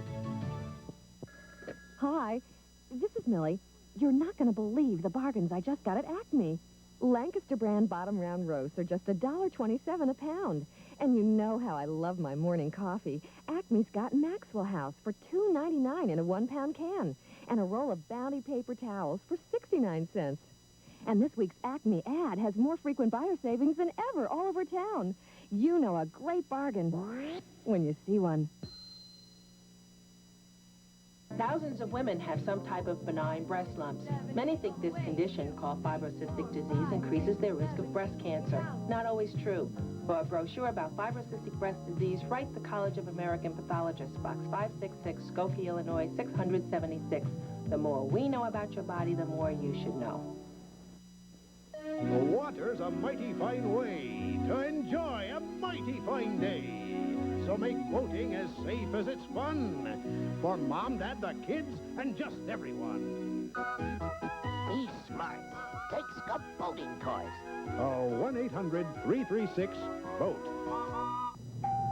Good morning. We will be landing shortly in London. Thank you for flying KLM to one of our 129 destinations worldwide. The pack is back. Here's the group. There are about 15 or 20 riders within striking distance. They're heading for the line here on the Ben Franklin Parkway, and then they will go back up over the wall and back, and then it will become the finish line. They will have covered 156 miles. It's a very interesting race developing here, Tom. We're seeing a lot of attacks now. The overall race pace has picked up considerably. They're now going almost as fast as they were going at the very beginning of the race. It's pretty hard to imagine the riders being able to go faster after 156 miles than they were at the very beginning when they were fresh. But that's what's happening because all of the top guns are in there. The 4 or 5 riders that escaped just before we went away to commercial break have been reeled in, and we still have that Raul Alcala from 7-Eleven up there at the front. I can't believe how strong this rider is today. It's just unbelievable. And Michael, he's been looking back since the 35th mile or something. I'll tell you, if I was one of his 7-Eleven teammates, I'd be real happy to have him in there setting the pace and staying at the front so I could sit back and relax. There's Michael Marcuson. Remember, I said he was a heavy-set rider. I didn't expect to see him here towards the end, particularly with the climbs up the wall, but he's there. I think Eric Hayden has moved up into that semi-lead group, if we can call it that. Hayden has got to be there. That's Thurlow Rogers just drifting back.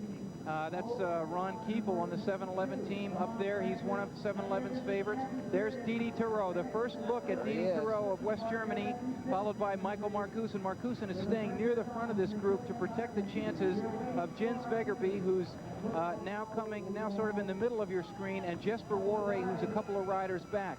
This Danish team is very, very strong this year, and they are certainly not going to roll over for 7-Eleven. And Thoreau, though, is one of the great international riders at 31. What did he win, 5 stages of the Tour de France one a few years ago? Well, I don't know how many that was, but definitely won a number of them. I think it was Thoreau held the jersey, the yellow jersey. There he is right now. Didi Thoreau held the yellow jersey for 2 weeks in the Tour de France in 1977 and won 5 stages, and he currently is really in top form after a very successful Tour of Italy. Here they come, Ben Franklin Parkway in Philadelphia, and there's a big crowd here. After 5 hours and 32 minutes, these riders are really pouring it on. And look at the crowd we have here today, Tom, on the Parkway. Both you and I took rides around the course, and I noticed anyway, that the crowd was at least 3 or 4 times bigger than last year's crowd, and our official estimate last year was 100,000, so we really have a lot of spectators here that have turned out in Philadelphia to see this bike race. They'll be coming around and starting the 10th and final lap, and you can guarantee yourself there's a lot of wood burning upstairs, not only just the hard effort. They're going to be doing a lot of thinking, and a lot of strategy will take place. This is the lap, Tom, that will separate the men from the boys. They're around one more time through the Parkway, down Kelly Drive, and that last time up Manayunk Wall was where the decisive moves were made. Last year, Tom Brusnowski broke away, dropped Eric Hayden, but Hayden was able to struggle back. We might see the same kind of thing today with a couple of riders making an effort on that wall, and we'll see what that does to the rest of the pack. I'm wondering what this breeze is going to do. It's going to maybe hit people right in the face going back down the drive. The last thing you want at this stage in a bike race is a strong headwind. They're going out Kelly Drive with a tailwind, but when they come back after coming off the wall the last time, if this wind picks up, it's really going to be tough. And would that be tough on you if you've been running all day? Oh, there's no question about it, Tom. That's going to hurt a lot of guys. But right now, in the lead, Tom, is Raul Alcala just swinging off. I can't believe how aggressive he's been. And also, the Danish team is very strong. And that's one of the Danish riders, number 32, I believe. No, that's not 32, but it is one of our strong Danish riders. Number 57. 37. Pizzoni, isn't it? No, that's Jorgen Marcuson from Denmark, member of the Danish national team. Marcuson picks up a cap on us. We didn't recognize him with that floppy hat on. I think he just popped it on the last lap.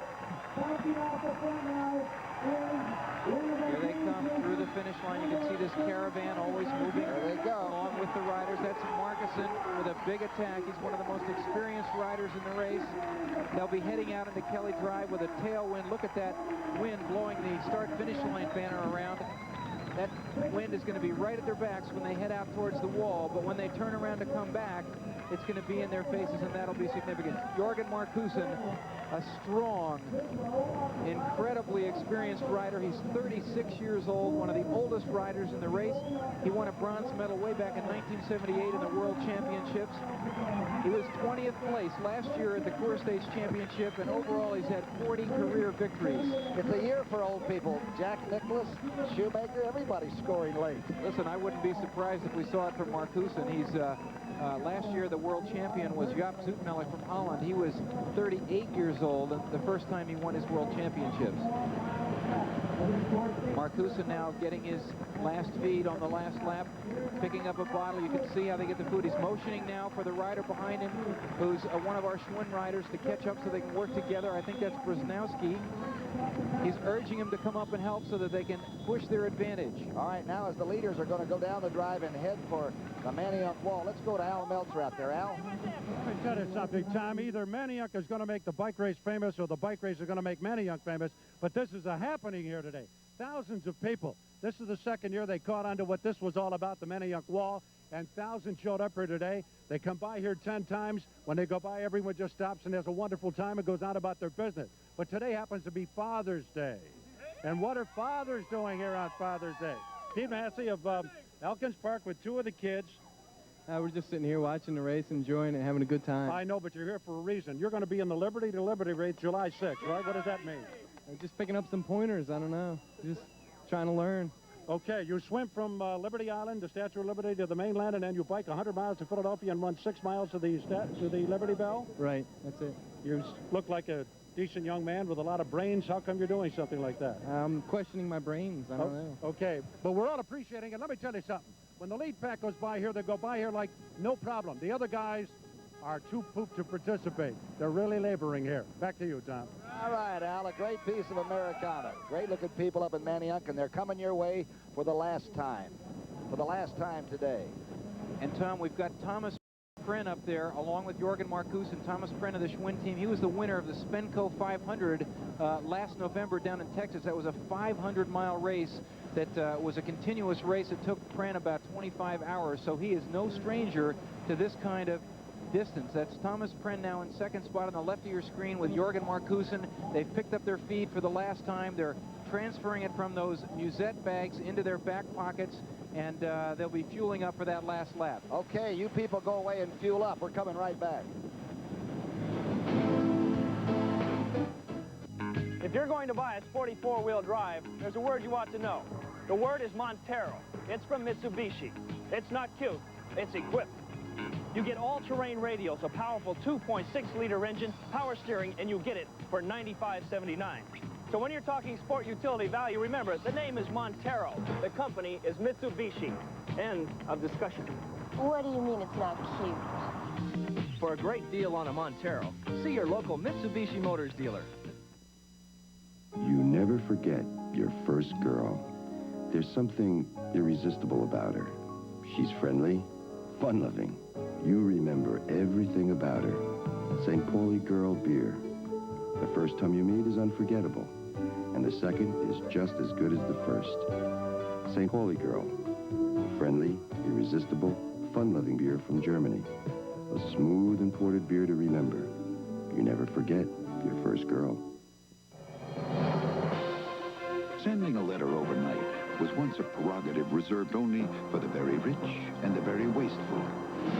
Now, with the UPS Next Day Air letter, everyone can send a letter overnight.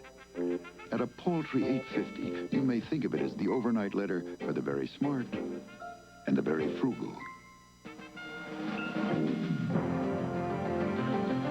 UPS, we run the tightest ship in the shipping business. What makes the world-class Pontiac 6000 such a world-class value? Its low price, under $10,000. And its lowest finance rate ever, 6.9%. Your Pontiac pace setters have hundreds of new Pontiac 6000s to choose from. Our best selection ever, all with 6.9% GMAC financing. Buy your Pontiac 6000 with prices starting at under $10,000. Or lease it with payments so low you'll be amazed. Around $196 a month. Go world-class now at your Pontiac pace setters. You're looking at Thomas Prenn on the right. That's Marcuson that's moving back in, the big fellow from Denmark who's 36 years of age. The last lap, lap number 9, was 33 minutes, 52 seconds. They're going down considerably. They are really burning them up right now. Tom, I think the fastest lap of the race was at the very beginning, a 32-minute lap. The rest have been of around 34 to 37 minutes, so they definitely are in the serious crunch of the race now. And this is an exciting and interesting move with Jorgen Marcuson of Denmark working very well together with Thomas Prenn of the Schwinn Icy Hot team. These guys have a strong tailwind now out Kelly Drive, and they're moving along at about 35 miles an hour.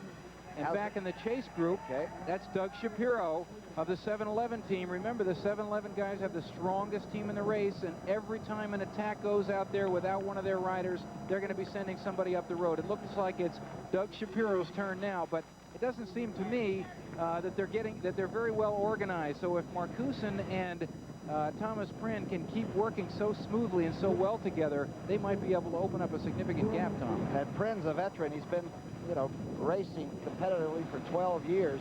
How much are they going to the bottle now? They're through with food, aren't they, for this last one? They may just a little bit more, but it's mostly liquid refreshment to try and keep them cool, to keep their water level up. So I don't think they're going to be eating too much more. And when they get back down on the Parkway, they'll be throwing off all their food in preparation for that sprint. But that's still a long ways off. And this is an interesting look at how two riders on opposite teams will share the pace and work together. Pren looks back to let Marcuson know that he's ready to relinquish the lead. Marcuson immediately picks up on it.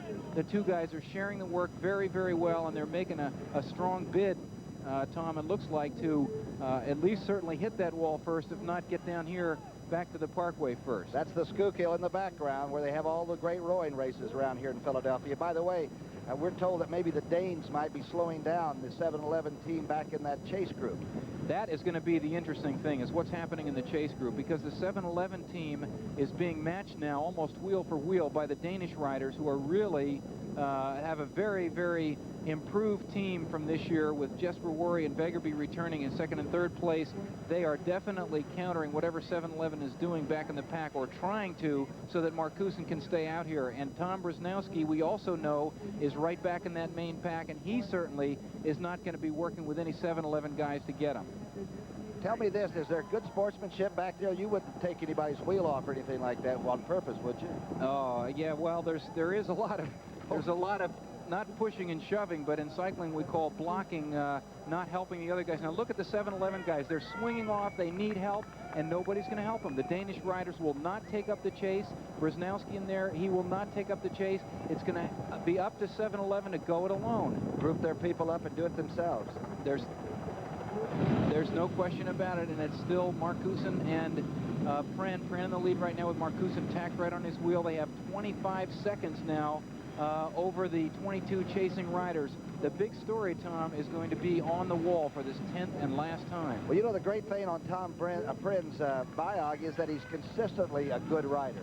I would think in over 156 miles, you've got to be consistently a good rider. You can't be just a flash, can you? That's for sure. And Pren is probably now really building a reputation as a very strong rider. Now, there's Davis Finney of the 7-Eleven team, working very hard at the front. Now, remember, the 7-Elevens are desperate to get somebody up there. It's too late now to hold the stops back. They've got to get up there.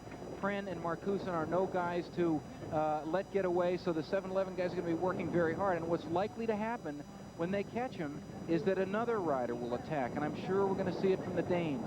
That's Thurlow Rogers up there in the front from the Levi's team, just swinging off. Chris Carmichael coming through for 7-Eleven again with a very powerful pull. And we've got exchanging. Look at this. They're really working hard together, and we've got some other riders in there that will help 7-Eleven. But look, every other time, if not every time, one of the 7-Eleven riders is coming to the front. They are working very, very hard to catch the two leaders. Can Hayden make up a lot of room on the wall if he has to? Did he last year move in up on top of the wall, or did he drop off a little? I don't think Hayden will make up time on the wall. I think if Hayden is in this lead group of about 20 riders, he's hanging back on the back to save his energy as much as he can. It doesn't look like Hayden is right here. We've got Finney and Carmichael for sure up there, and a couple of the Danish riders are there just hanging back. Pren back in front.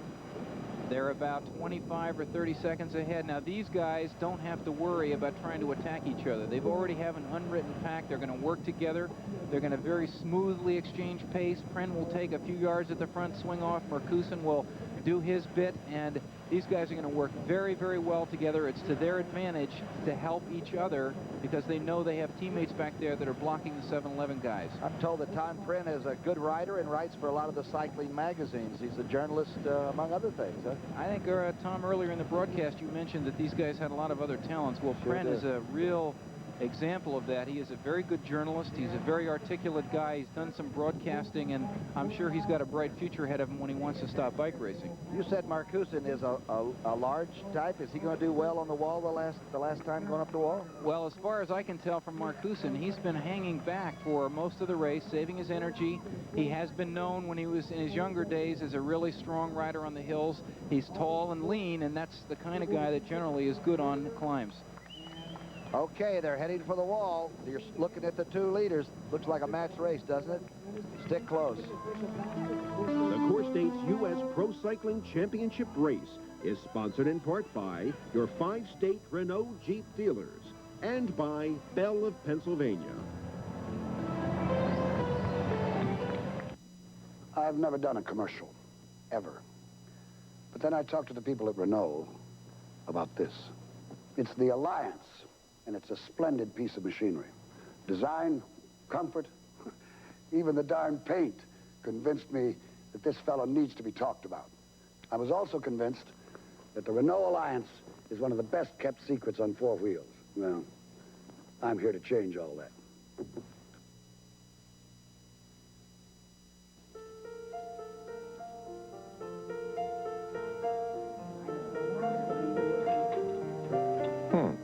Lunch already.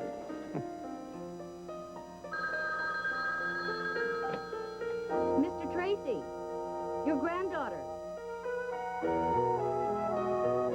Hello? Whenever you need us, we'll be there.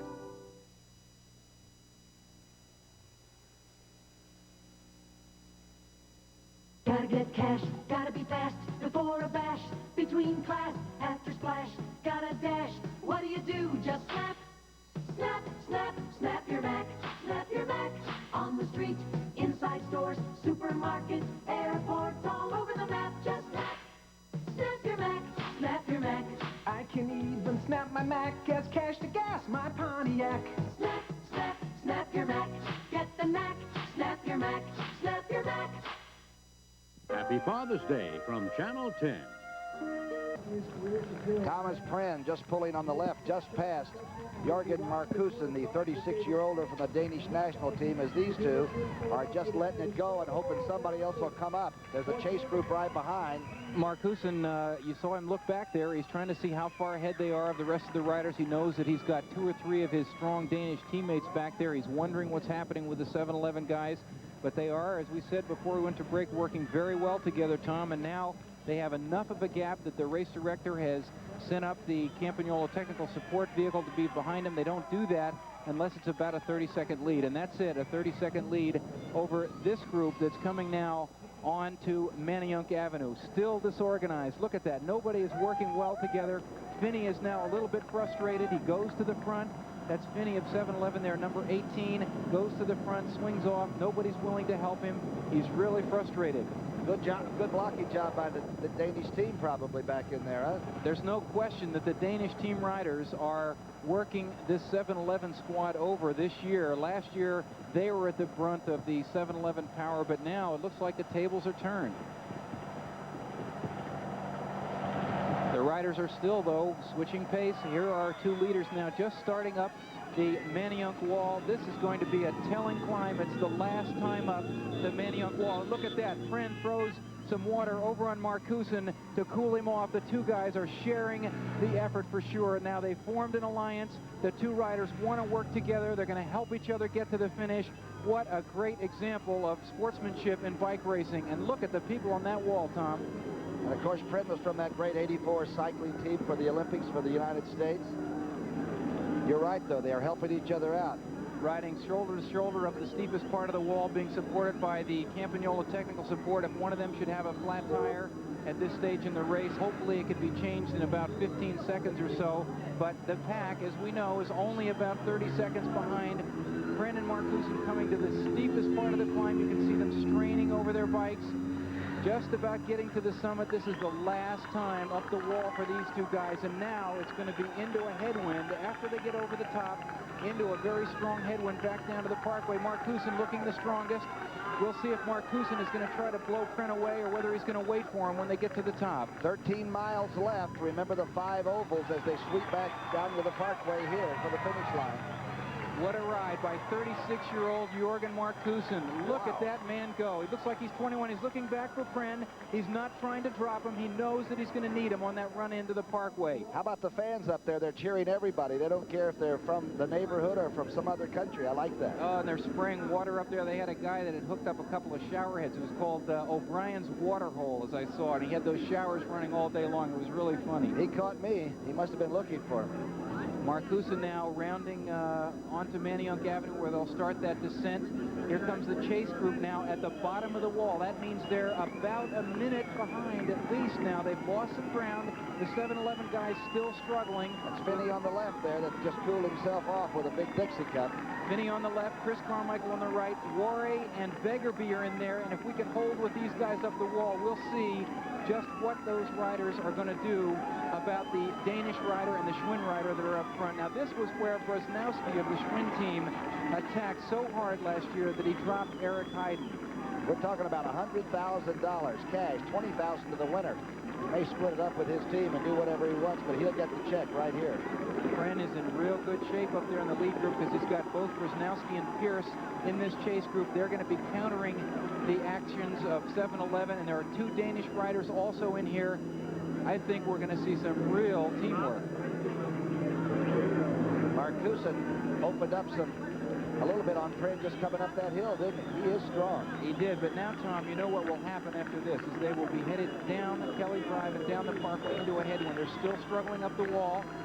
Begerby there on the right, the small Danish rider in the red jersey, is one of our strongest climbers in the race. He rode very well last year. We have one of the Superoni riders right up there in front. Where's Eric Heiden?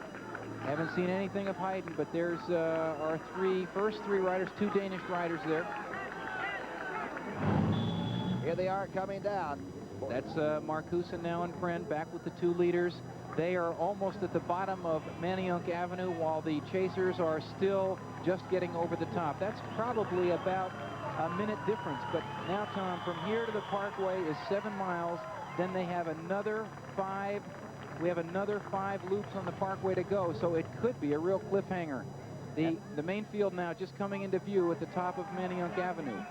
There's some real sprinters in that pack right there, aren't there? If they can catch him, it's going to be difficult for Pren and Markussen, who are not known as sprinters, to hold them off. But there's still a long time for the end of the bike race, and I think some of these riders in the chase group are holding back a little bit, waiting to make their effort when they get on the flat ground and on the downhill. They have taken the wall for the last time. They'll come down into the flats on Kelly Drive, up over where the mansion area is through the park, and then they'll do 5 ovals when they get down here. So there may be 10 or 12 in there at the very end. We've just heard that the gap at the top of the wall between the two leaders and the chasing group of about 7 riders is 2 minutes and 3 seconds, a significant lead by Pren and Markussen so late in the bike race. Look at what's going on back there. The Superoni guy is waving, come on, do your turn at the front. The 7-Eleven guys are saying, come on, give us a hand. But any of Pren's teammates who are Brosnowski and Pierce are certainly not going to help. There's been some good blocking back in. The 7-Eleven team really hasn't gotten out, have they? That's right, and Pren and Markussen, who are now on your screen, don't have to worry about if anybody's going to work or not. They've already settled into the rhythm. They're going to work together. They've formed an alliance. They are not worried about whether the other guy is going to be able to come through or not. What's your body like in a stretch like this after 6 hours in the saddle? What do you? Is it automatic now, or is it still work? Well, I think, Tom, it's not automatic. They've really settled into a rhythm, and at this point, it's a matter of just trying to keep that pace for as long as they can. The chase group, very disorganized. Look at them motioning to each other. Get up here and do a turn at the front. Don't hang back. Help us out. There is very little organization in the chase group right now, and that's going to be to the advantage of Markussen and Pren, who are now talking. I'm sure they're trying to bolster each other's spirits, saying, let's keep it going. We can do it. We're going to do it now. There'd be a temptation to do a plea bargain, wouldn't there? Yeah, I'm sure there's that temptation. Second this time? I'm sure there's that temptation, but I think both of the these riders have been instructed by their teams that you go out there and ride for your team, win, don't make any deals with anybody else. Just try to get to the finish line and win the race. I like it. The leaders. Jorgen Markussen and Thomas Pren, and they are riding really, really well. Look at the the big gears that they're riding. Terrific style shot of these two riders riding in big gears, pedaling very comfortably, easily taking the pace, and now they're headed against a headwind, so it's incredible that they're still maintaining such a fast pace. Fred was 10th here a year ago. Wouldn't that be something to go from 10 to first? And there's Eric Heiden now leading the chase. Eric Heiden now has come to the front of the chasing group. Heiden desperately trying to catch up. This is the same position he was in last year. He got dropped by the leaders on the wall, and Heiden now up there trying to help his 7-Eleven teammates get to the front. And I see Jesper Worre back there. Worre was second last year to Heiden. Look at that. Heiden swings off. Worre is there. Worre will not take a pull. Worre will not take a pull at the front because his teammate, Marcuson, is up there. It's a very frustrating experience, I'm sure, right now for the 7-Eleven guys. And, you know, Tom, they're feeling the effects of all these miles, too. They only have about 10 or 12 miles to go. So it's time that they're feeling the effort in their legs, too. Well, Alcala gave him every chance in the world, though. You know, he stayed out in front for most of this day, the little fellow that's coming out of California, well, the young Mexican. He certainly did his work for the team, and I think they could excuse him from the game right now if they wanted to. But the dramatic thing that's going on now is this alliance between Marcuson and Pren, who are pedaling very strongly together. They're about ready, I believe, to get into that last short, steep climb up Lemon Hill, and I think they've agreed that they're going to try to work together right to the finish line, and then I'm sure they'll duel it out for the final sprint. I bet they have company. I think that chase team is coming with Heiden in the group. Here they come. They're going to have to get organized, and it looks like every 7-Eleven that is left in the pack is now at the front. That wave of red and green jerseys, they're going to have to, if they want to catch the two leaders, Tom, they're going to have to get up there, and every one of them, one at a time, take turns at the front. 9 miles left. 9 miles left of 156. We're getting close. It's Chris Carmichael now coming through very powerfully for 7-Eleven. Alcala still is in there. They're trying to squeeze Pierce out of the pace line so that Pierce won't try and slow him down. And Eric Heiden now coming to the front also. There's still a lot of strong 7-Eleven guys. If they all line up like they're doing, they may bring this back, Tom. It's Kiefel. They're shifting down or shifting up, I should say. Kiefel, Heiden, Doug Shapiro, Davis Finney. All of the 7-Eleven guys left in the race are working very, very hard trying to catch the two leaders.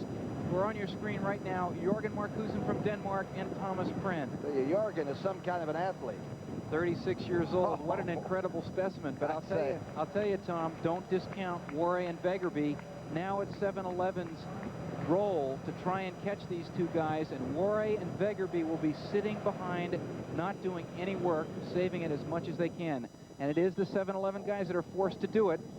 Brusnowski and Pierce, who were in there on the Schwinn team. There's Brusnowski. Now look, when it's his turn to come to the front, he just sits up, slows down. And Carmichael now from 7-Eleven coming in strongly, trying to shove the Schwinn riders out of the way so they can keep that pace up and catch the two leaders. Okay, we'll be back. They're coming down the stretch. Stay with us for this one.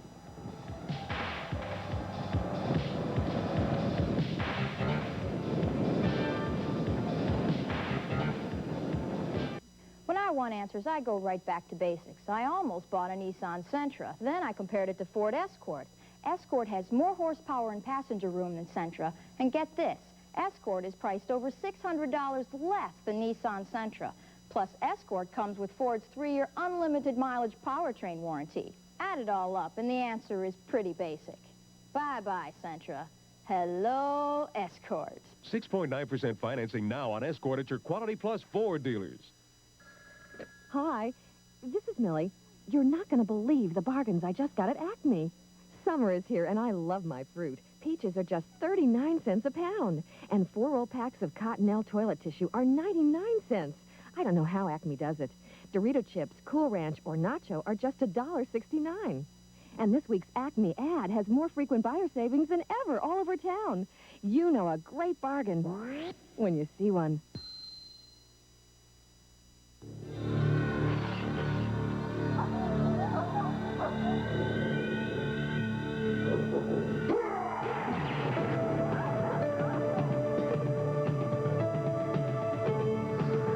In Canada, where a race across Thunder Bay is some people's idea of walking the dog.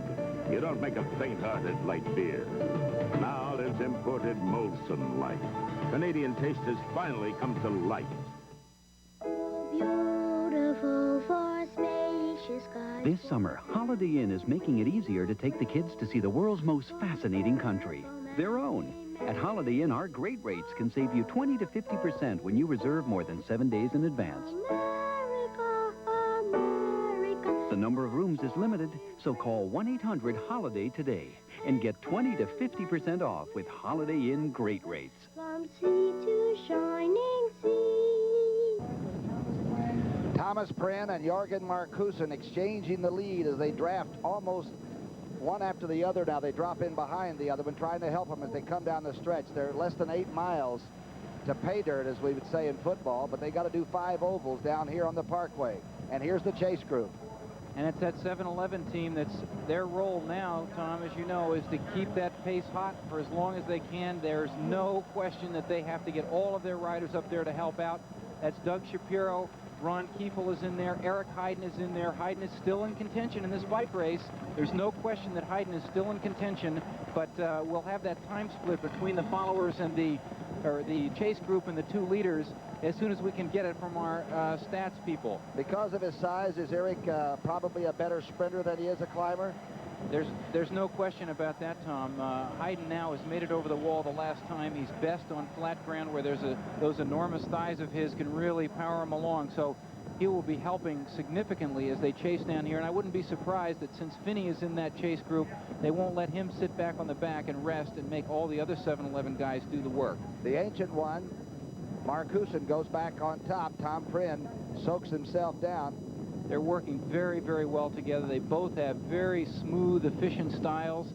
Markusen has been racing now for some 20 years and really, really a top competitor in the world. And Thomas Pren, an up-and-coming rider. He's only in his 2nd year as a pro, but he's really gotten good in these long-distance events. The chase group still chasing, and they look like they're tiring a little bit. They don't look quite as fresh as they did coming off the wall. Every time we come back to them, Tom, is one of those 7-Eleven riders. As I told you, it's their job to keep it going at the front. Now they've got a bit of a downhill. Chris Carmichael trying to keep the pace going.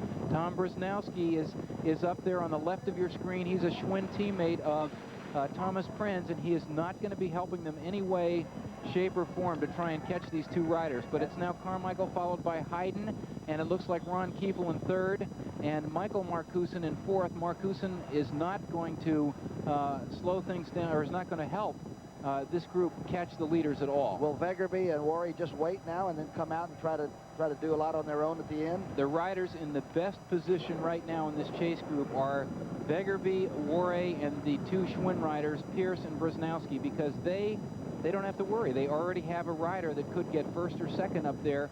It's now up to 7-Eleven to try and chase him. The big mistake was not having a 7-Eleven rider in that lead group of 2 that are away now.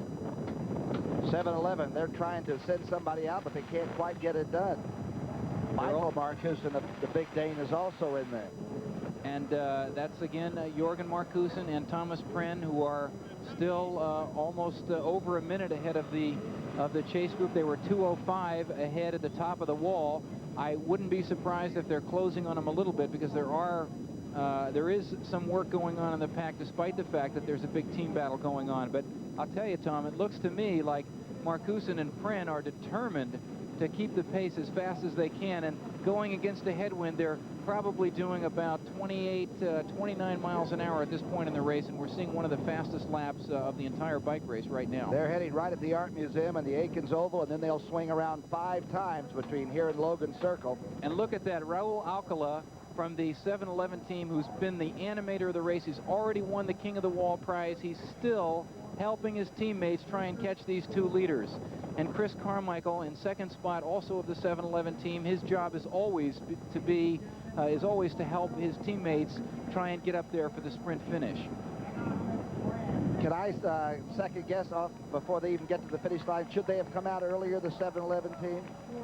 Yes, they should have at least had one man covering the breakaway that has Pren and Markusen. They shouldn't have let those 2 guys slip away.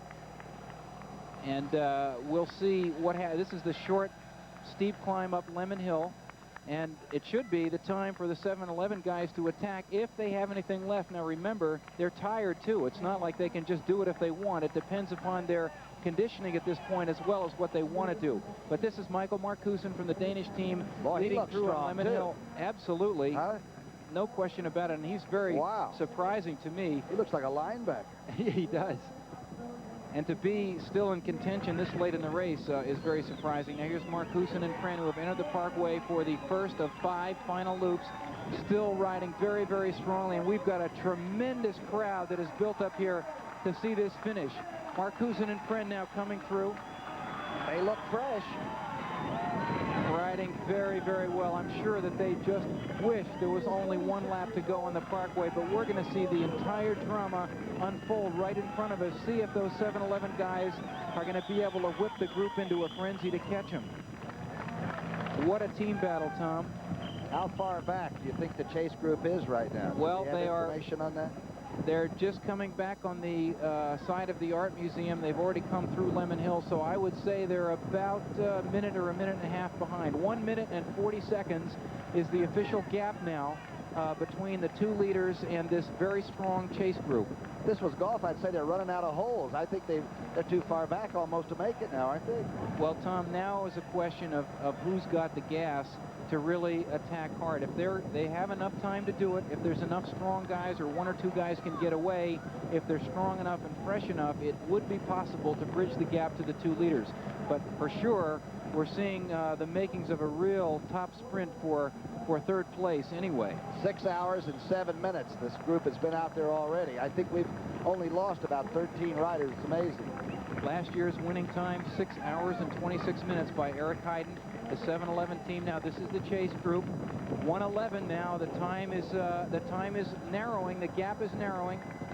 The 7-Eleven guys still working very hard at the front. Here's our 2 leaders, Marcussen and Thomas Pren, who are a minute and 11 seconds up. The time gap is narrowing, but they're still in the front. Pren is like a bulldog, though. He's not animated. He just stays right in there. Nothing flamboyant. He just pumps. Pren has got a very, very smooth style. Very, very smooth style. We're now looking at the chasers, led by number 7 of the 7-Eleven team. And that's Ron Kiefel, who's one of their designated riders and a very, very strong contender for the race. Kiefel up there with teammate Chris Carmichael trying to keep the pace as fast as they can. They're entering the Parkway after 6 hours and 8 minutes. And what a strong chase. Davis Finney has dropped back. We see talking to his team van back there in the back of this group. Davis Finney, if you can see him way back in the back of the screen on the tail end, he dropped back to get a word with team manager Jim Akowitz out of the van, while his teammates Chris Carmichael and Ron Kiefel keep the pace hot at the front. Now watch when Carmichael swings off, because Michael Marcussen is on his wheel. Marcussen, look at that. Marcussen does not come through. He just eases on the pedal, eases up, and it's up to the 7-Eleven guys to take it up. A minute 50 difference between the chase group and the leaders, Marcussen and Friend. Little break up there. We're sorry, folks. This is all live, and we're really laboring like gangbusters. Got to be 200,000 people moving in down in the area where we are now, the Parkway. And Marcussen now has opened up a little bit of a lead on Tom Pren. I couldn't exactly tell why that happened. Maybe Pren just slowed to pick up some food or get a bottle, but now they're back together, and it doesn't look like it's been a disruption in their sharing of pace. Now look at this. Tom Pren is not taking a turn at the front. They're having their own little cat and mouse starting now, Tom. Not working as efficiently together. If they decide not to work together on these closing laps, that's going to be to the advantage of the chase group that we see on our screen right now, led by ever-powerful Ron Kiefel. Michael Marcussen, who we saw last time, is not anxious at all to chase down his teammate Jorgen Marcussen, and I think the Danes are betting that Marcussen will win the sprint if the 2 of them are left up there, and the Schwinn guys are betting that Pren will win the sprint. Young Marcussen hasn't stepped out and taken the lead in that chase group yet, has he? He hasn't been out there. Nope, look at that. He's just sitting there, and it's up to the 7-Eleven guys to do it. There's Jeff Pierce of the Schwinn team. Remember, his teammate Thomas Pren is up there. He's not going to take a pull at the front either. Very interesting team strategy here in the closing miles of the CoreStates Championship. Marcuson and Pren have the lead, and this group is trying to catch them. We'll be right back. Have you taken the test? If not, you're probably driving an ordinary car when you could be driving your new Buick. Test your buyability now at your Buick Value Team dealer. Then, take the wheel of a sporty T-Type Century or luxurious Electra. And now with GMAC financing as low as 5.9, you'll be surprised at the Buick you really can't afford. Come into your Buick Value Team dealer now and drive out in your new Buick today. Hurry, 5.9 ends June 30th. Sending a letter overnight was once a prerogative reserved only for the very rich and the very wasteful. Now, with the UPS Next Day Air letter, everyone can send a letter overnight. At a paltry $8.50, you may think of it as the overnight letter for the very smart and the very frugal. UPS, we run the tightest ship in the shipping business. If you could put together your own radio station, what would you do? Great classic rock and roll. Like The Doors. Yeah, classic rock. And the best music of today. Sounds good. And the personalities. People who play what I like. The Moody Blues. And Phil Collins. Or Crosby, Stills, and Nash. And news. Thanks. With weather and traffic reports. So what do we do? Go out and buy our own station? Or listen to Q102, Philadelphia's rock and roll alternative. WIOQ. That is an alternative. When I wanted new golf clubs, I didn't buy the first ones I saw. I asked a pro. But when I needed a trimmer to keep my beard and mustache looking great, I didn't ask anyone. I bought the best around.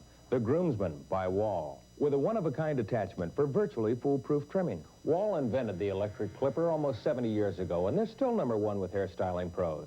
So why didn't I ask a pro about Wall? I didn't have to. I am a pro. The Groomsman and other fine products by Wall. Ask a pro. We're going to have the finish of this 156-mile race in just a moment.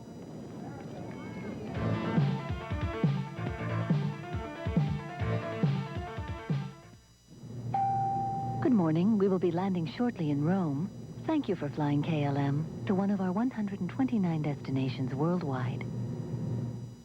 What makes the world-class Pontiac 6000 such a world-class value? Its low price, under $10,000. And its lowest finance rate ever, 6.9%. Your Pontiac pace setters have hundreds of new Pontiac 6000s to choose from. Our best selection ever, all with 6.9% GMAC financing. Buy your Pontiac 6000 with prices starting at under $10,000. Or lease it with payments so low you'll be amazed. Around $196 a month. Go world-class now at your Pontiac pace setters.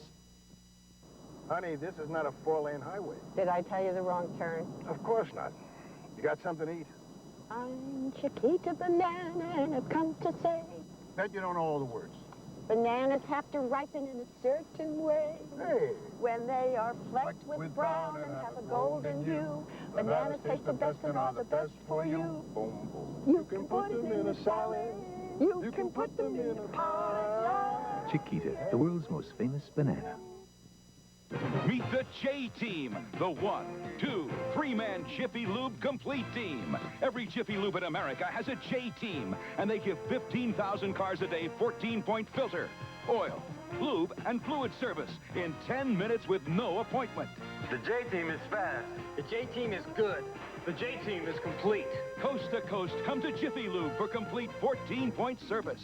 Jiffy Lube complete. Check it out. Hi, I'm Frank O'Harris. Athletes shouldn't be the only ones who take care of their bodies. Physical fitness is important for everyone, especially kids. Good morning. We will be landing shortly in Paris. Thank you for flying KLM to one of our 129 destinations worldwide. Marcuson and Pren. Pren on your left, just trailing a little bit. The chase group is 2:20 back. That's a lot to make up in 3 oval laps. It looks like they're going to be hard to catch. There's only 3 short loops to go on the Parkway, and Marcuson and Pren up there with about almost a 2-minute lead. Here's the chase group now, 7-11, still forced to work very hard. We've got the 2 Danish riders. There's Worry up there, along with, I believe that's Paterson, who we've seen now for the first time. Beggerby is also in there. They are pretty much blocking at the front for their teammate, Jorgen Marcuson, who's up there with Pren. They're hoping that that Marcuson is going to be able to beat Pren in the sprint. Look at that chase group. That is the second group. The third place finisher will come out of this group if Pren and Marcuson are not going to get caught, and it doesn't look like there's any chance of them catching them now, particularly since there's no work being done in this group. Pren Marcuson, if it comes down to a short sprint, who's going to win it? I would say, Tom, that they're really evenly matched. Jorgen Marcuson has certainly got the experience. Pren is not, neither one of them are really known as a fast sprinter, so that should make them pretty even matches. Well, they look fairly fresh, though, don't they? They really do. I just saw the big Dane just huffed and puffed a little bit and sat down like he's in good shape.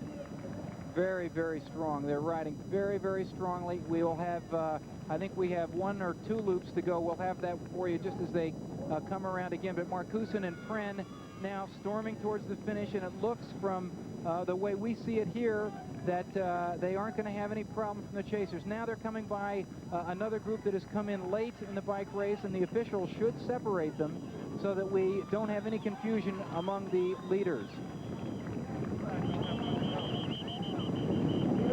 That was Dan Franger of the Alfa Romeo team that was being lapped, and he's still stuck on the back. He's a lapped rider. Marcuson and Pren are the 2 leaders. Franger just sitting on for a free ride. Now they're almost parallel alongside one another. Pren a little bit in the lead.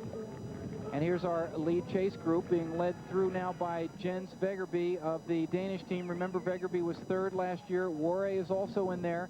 They are not anxious to chase because they know that Marcuson has got just as good a shot. He's got a 50-50 chance of winning the race. And the guys who've been shut out are 7-11 this time. The Danes must have done some job back in that pack, keeping that 7-11 group off earlier, you know? I'll tell you, that European experience, Tom, it really means a lot. The 7-11 guys haven't been over there as much this year. They had strength in numbers, but the Danish riders have certainly shown tactical superiority. They knew just when to make the right moves, probably because Marcuson is not considered a real contender. He's 36 years old. They probably figured out he'll go up the road, and Pren is not a real top contender, so perhaps they decided not to chase him. And now we've got a move out of the chase group.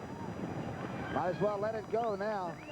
Well, that's what'll happen. Any of the 7-11 guys, they'll chase him down. Any of the Danish guys go, they'll chase him down. But a lone rider like this can sometimes sneak away. And also in that chase group, which you're now seeing on your screen, is Didi Tarot, the West German superstar, who also is up there and could benefit from these team battles that are going on. Pren in front. Marcuson just off his rear wheel. Still sharing pace, Tom, still working together as if they were teammates, and that's a smart strategy at this point in the race. They both want to get to the finish, and they've agreed that they'll sprint it out, I'm sure, and work with each other right up until the last couple of 100 meters. Then it'll be each man for himself. The way Hayden did it last year, just wait, and they start down this last straightaway, they let it go, everything, huh? There's a little bit of confusion here as the 2 leaders go through lapped riders. Remember, we're on the closing circuits. Look at Marcuson go. Very, very powerful style. The guy smells victory. He smells that $20,000. Pren right up there feeling the same way. What a finish this is going to be, Tom. Pren and Marcuson have gotten to know each other extremely well. There's no question about that. And now they are going by some lapped riders. Remember, they are on the closing circuits. And those 2 riders on your screen now in the center of the screen are still Pren and Marcuson, still about almost 2 minutes ahead, if not more, of the significant chasing group, out of which will come 3rd place. If one of them tries too early to sprint, they'll lose the race, right? The other guy will sail right by him. Is that what's going to happen? There's no question, Tom, that they've got to be careful on their exchanges at this time. And 1 loop to go. A short loop. 3 to 3.5 minutes, maybe.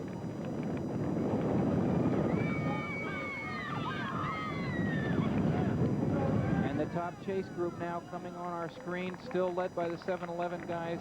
It's a little bit of a desperate effort now. I honestly don't think that they're going to be able to narrow that gap to Pren and Marcuson, our 2 leaders. But boy, there are certainly a lot of riders on the Parkway. And it's now 1 lap to go for the leaders. They got the bell. 1 lap to go for the leaders. They're both working at it. Pren is second right now. They'll be going down around Logan Circle for the last time. The neutral and team technical support behind them, making sure they have a clear path. There is no question that lapped riders will not be confused in this, and the chasing group will not be able to catch them by the time they get around to the finish line. And they tighten up their pedal straps to make sure they don't jump out on them, huh? That's for sure. And if they have any extra food in their jersey pockets, they'll be throwing that off. They don't need that now, Tom. They'll be throwing bananas out coming down the stretch. I wouldn't be surprised. Last year we saw them all unload with about a lap to go. What we're seeing here, though, is really a good strategy. These two guys have worked very well together. Here's the contending chase group. The guys in this group. Alucar back out in front. Is that amazing? In front of the chase group. The endurance of this guy is incredible. He's already won the Superoni King of the Wall prize. He's still going very, very hard. It's doubtful, though, Tom. In fact, I think we have to rule it out that they will not be able to catch the two leaders right there, Marcuson and Thomas Prin. $100,000 in prize money. And remember, 3 get to go to the World Biking Championships in Colorado Springs later this year. There's a lot riding right now. There's no question. It is a big, big day for Thomas Prin. Thomas Prin is not only going for the title of U.S. National Champion. If he wins this race, he will automatically win a berth on the U.S. professional national team that will be competing at the World Championships in Colorado later this year. So there's a lot at stake for the American riders, and it's going to be a bit embarrassing for 7-Eleven if they're shut out of these top 2 positions. Marcuson has been racing 21 years. What a day for him. This has got to be one of his greatest days of all time, Tom. No question about it. 36 years old, still going strong. It's definitely a big day in the life of the career of Jorgen Marcuson. He was 20th a year ago. Here there goes Tom Prin making his move on the inside. Tom Prin now out-sprinting Jorgen Marcuson very powerfully, and it's Tom Prin who's got it by 2 lengths over Jorgen Marcuson. What a great ride by Thomas Prin, an unbelievable effort by these 2 riders. And now let's take a look at that second group if we can to get that very tight sprint. Here it comes, Davis Finney, the best sprinter in the bike race, now getting primed for a shot at 3rd spot. Eric Heiden is also in there. The 7-Eleven guys right at front lining up for a big lead out. Now this is going to be the sprint for 3rd place. Here comes Chris Carmichael on the left. It's Kiefel in the front with Davis Finney tacked on his wheel. On the left also Jens Begerby. Jesper Warre back there in about 5th or 6th spot now. Carmichael with his head down. His job is going to be to lead it up to the front for as long as he can. They've got one big loop around Logan Circle before they come into that final stretch. And if we can stay on them, you're going to see what the final sprint looks like when they come together in a big pack. But the winner is Thomas Prin, a 29-year-older from Boulder, Colorado. And boy, he did it the last 35 or 40 yards, it looked like. He really picked it up just a couple of lengths in the last 100 or so meters there. Now we've got a good look at that lead group. They're positioning themselves. Davis Finney drifting around. This is Logan Circle. The normal pattern for the 7-Eleven team is to get Ron Kiefel up there to lead out teammate Davis Finney, who's considered the designated sprinter. They say if Finney is in there at the end, he's the one that will go for the final sprint.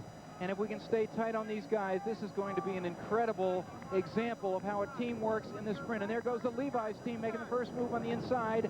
Thurlow Rogers now in the 2nd spot as they lead it out, but watch for Davis Finney, who's in 3rd, tightening his toe straps.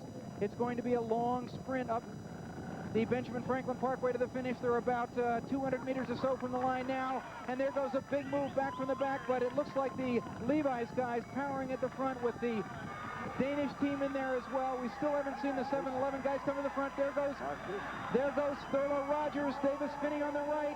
Marcuson also coming. Davis Finney trying very hard to get by on the inside. And on the left is Alcala. Davis Finney trying to squeeze by, but on the left of your screen, there he is from 7-Eleven, Doug Shapiro. Doug Shapiro. A terrific sprint by 7-Eleven's Doug Shapiro, actually out-sprinting Davis Finney, who is considered the designated sprinter. What a sprint. And, you know, young Marcuson came up and made a run at him, too. Michael Marcuson came up very strong, too. Oh, my goodness. Sit back for a second. We'll go away, and we shall return, I think. Wow. The CoreStates U.S. Pro Cycling Championship Race is sponsored in part by Acme Markets, where you know a great bargain when you see one, and by your Buick Value Team. Hi, this is Millie. You're not going to believe the bargains I just got at Acme. Purdue oven stuffer roasters are just 69 cents a pound. And I got a camera, the new K12 from Kodak, for only $117.77. And a 2-roll pack of 35mm film for just $3.99 after Kodak's $1 rebate. And this week's Acme ad has more frequent buyer savings than ever all over town. You know a great bargain when you see one. Have you taken the test? If not, you're probably driving an ordinary car when you could be driving your new Buick. Test your buyability now at your Buick Value Team dealer. Then, take the wheel of a sporty T-Type Century or luxurious Electra. And now with GMAC financing as low as 5.9, you'll be surprised at the Buick you really can't afford. Come into your Buick Value Team dealer now and drive out in your new Buick today. Hurry, 5.9 ends June 30th. Who says America has run out of opportunities? There are plenty out there, if you look for them. The people who built this country were doers, not doubters. Risk-takers, seeking opportunities, not guarantees. Today, I still see vast opportunities in hundreds of small to mid-sized companies whose entrepreneurial spirit and energy will continue to build America. At First Jersey Securities, we specialize in discovering such emerging growth companies for today's investors with vision. First Jersey Securities. Come grow with us. Getting behind here. All right, you're looking back at City Hall in Philadelphia. And boy, these sports fans never had a better afternoon or a better day than today. Here's the way it was down the stretch. They were coming down for the last laps. Tom Prin and Jorgen Markusen. Dave Charter, you got the call. Markusen there looking very strong, but Prin in the desirable position now from the rear. That's the position of surprise. We saw Eric Heiden do it. Now look at Tom Prin. He took the jump. He caught Markusen by surprise. He gave an all-out effort to the finish. Markusen was a little bit caught off guard, and he was unable to catch Prin, and what a sprint to the finish. Thomas Prin goes from 10th a year ago here at the CoreStates to number 1. We're going to talk to, of course, the winners, and everybody's a winner here today. We'll be right back. What a sight.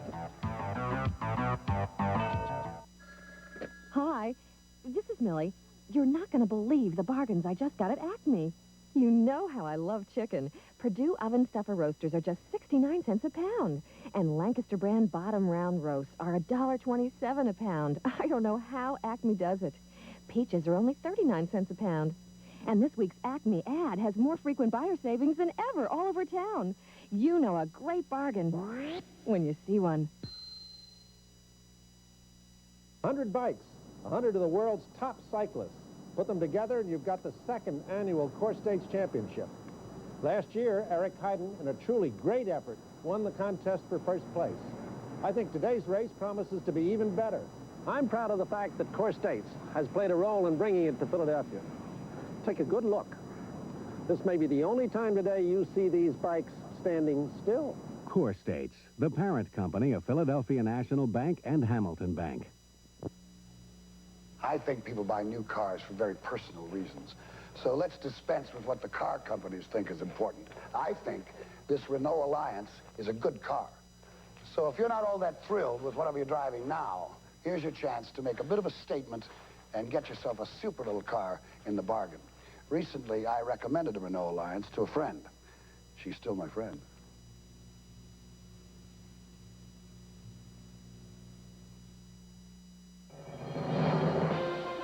Sending a letter overnight was once a prerogative reserved only for the very rich and the very wasteful. Now, with the UPS Next Day Air letter, everyone can send a letter overnight. At a paltry $8.50, you may think of it as the overnight letter for the very smart and the very frugal. UPS, we run the tightest ship in the shipping business. English, We're here with Thomas Prin, winner of the 1986 CoreStates Championship. Thomas, what a great ride. How did you feel out there? Well, I felt really good. About the fourth time up the Manayunk wall, I was feeling really good. And I think, wow, you know, this is good, you know, if I'm feeling this good now. And I even felt better later on.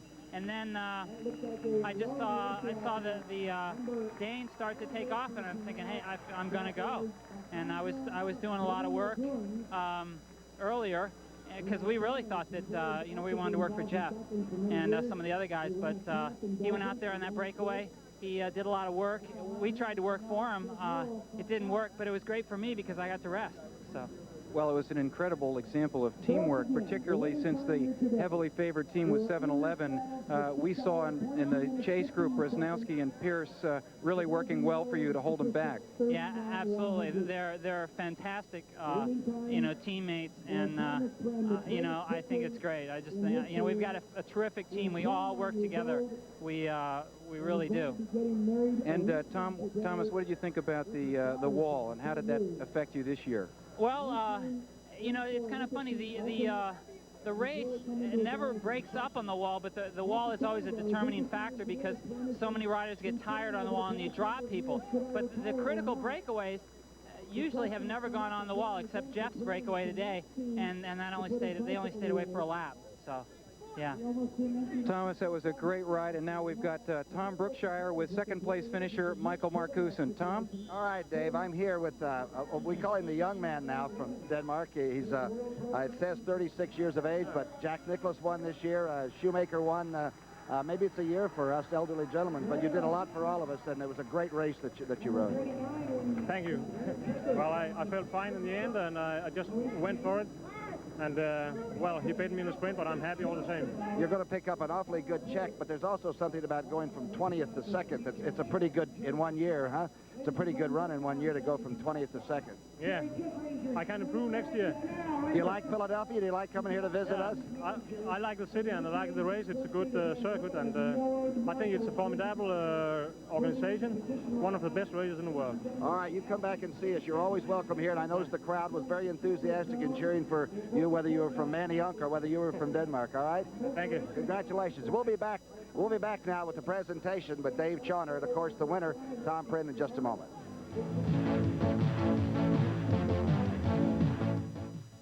Have you taken the test? If not, you're probably driving an ordinary car when you could be driving your new Buick. Test your viability now at your Buick Value Team dealer. Then, take the wheel of a sporty T-Type Century or luxurious Electra. And now with GMAC financing as low as 5.9, you'll be surprised at the Buick you really can't afford. Come into your Buick Value Team dealer now and drive out in your new Buick today. Hurry, 5.9 ends June 30th. Hello, I'm Frank Bartles, and you remember Ed James. As Ed says, you cannot be successful in the marketplace if you just sit around on your front porch. So to be sure the Bartles and James Premium Wine Cooler customer is also a satisfied customer, we're going to do some consumer research. And since it is usually better to do consumer research where there are plenty of consumers, we are headed for New York City. We'll keep you posted on how it's going, and thank you again for your support. Hi, this is Millie. You're not going to believe the bargains I just got at Acme. Lancaster brand bottom round roasts are just $1.27 a pound. And you know how I love my morning coffee. Acme's got Maxwell House for $2.99 in a 1-pound can. And a roll of Bounty paper towels for 69 cents. And this week's Acme ad has more frequent buyer savings than ever all over town. You know a great bargain when you see one. Sorry, Dad, you didn't. I wish the lottery had a game like that. I'd clean up. Think? That's right, Bob. Now you can play the Pennsylvania Lottery's new instant game, Spin to Win. See? Spin to win? Just match 3 amounts, win that amount. Match 3 big wheels, you'll spin the big wheel for 50. So $100,000 instantly. There's even a grand prize, $1,000 a week for life. Spin to Win from the Pennsylvania Lottery. Bob. Doug. Yeah. All right, fine. We're back at the CoreStates Cycling Championships for 1986. We're trying to get a very happy young man from Boulder, Colorado up here, Doug Shapiro. Doug, number 3, that I know you thought you had probably a chance to win it. Everybody always does, but some kind of a race day for you, huh? Yeah, it was a great race, but our team's a little bit disappointed because primarily our goal today was to be first. And, of course, I'm real happy being third, but in general, we're a little bit disappointed that we weren't first because that's where the race is at. Well, you know, around Philadelphia, we're getting to where we really point to this as one of our big sporting events. Do you like this race? I tell you, I've raced a lot in the last few years in Europe, And my God, if racing was like this in America, all the pros would come to America. This is the best crowd that I've ever seen at a bicycle race anywhere in the world. It was, everybody was so enthusiastic. It was great. Yeah, it's great. Will you come back and see us, all right? There's no doubt about it. All right, fine, Doug. All right, let's go over to the presentation now where Dave Chauner has a very happy recipient of some $20,000. In just a few seconds, we're going to be...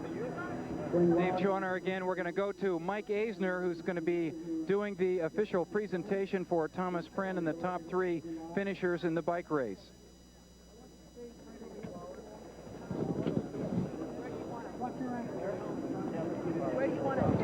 We've got Diane Semmingson up here from the city of Philadelphia. We'd like to say a word with her. Diane, could you come up here? This is the city representative from Philadelphia, Diane Semmingson. Diane, what did you think of the race here in Philadelphia? Well, it's tremendously exciting, and it certainly brings a world-class event to a world-class city. The city of Philadelphia is very proud to have hosted all the participants today in this race. That's great, and let's get the chairman of CoreStates Financial Corp up here, Mr. Dorrance, who's been waiting all day long to present this check for $20,000 to the winner. Mr. Dorrance, what did you think about the race today? I thought the race was absolutely superb, but looking over at the winner, he looks fresher than I do, and I'm just absolutely astounded by the whole thing. It was a beautiful race, very exciting and great for Philadelphia. Did you get a chance to go around the circuit, Mr. Dorrance? I worked up to the wall. I saw the wall. I saw the commitment of everybody in Manayunk to the race. I saw the commitment on the Parkway. I saw Philadelphia at its best. It's great. It's great. Thank you very much. Let's go now to Michael Eisner, who's been our race announcer all day long for the final presentation. Thank you very much, Dave Chauner. And I'll tell you something, hear my voice? It is shot, man. I could not believe it. This is an unbelievable win for you today, Tom. It is. I'm really pleased. I don't know what to say, except for the fact that it looks as though by the size of the jersey, are we on? By the size of the jersey, they were expecting someone a little bigger to win it this year. No, that's a good medium. That's all right. That's all right. We have to really congratulate you on behalf of Philadelphia and the CoreState Championships. Thomas Prenn, a great victory here today in Philadelphia. And I'll tell you something, what a great present it is for your folks. They have been so supportive over the years that has to really contribute to your efforts in sport. Well, it does. They've been so supportive, and you know, now with this win, it's definitely the biggest win of my career. So. Okay, big question. Every year you're talking about retiring. You're 29 years old now. You know that the world champion last year. I'm 28. Actually. 28. The card says 29. You're 29. Last year, 39-year-old won the championships of the world as a professional. It's nothing. You got 10 years to go. Right, I got 10 years to go. I'm going for it. So we're not going to hear anything about retirement anymore. Never again, never again. That's it. Let's have a hand, Philadelphia, for Thomas Prenn.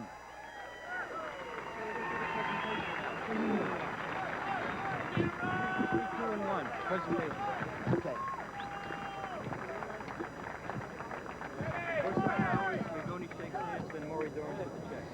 Ladies and gentlemen, now let's introduce. Here's a big fan club down here for the family, right?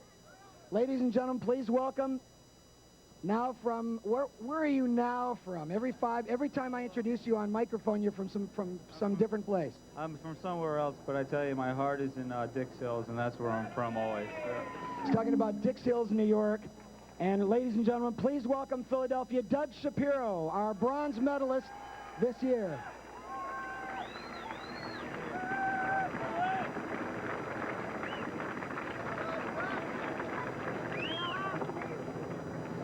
And now, second place, it not matter his age. Ladies and gentlemen, please welcome one of the great cyclists. He is in second place in our event here today. Welcome, Jorgen Markussen.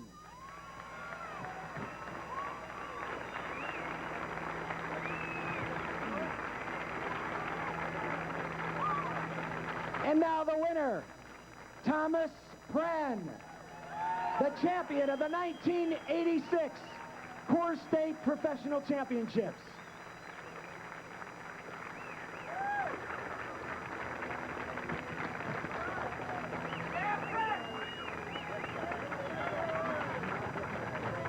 we're sitting here by the place where we're working out while they're making the check and the presentation of the trophy to the winner, Tom Prynne, outside. Herr Director, I'll talk to you now as the director of this.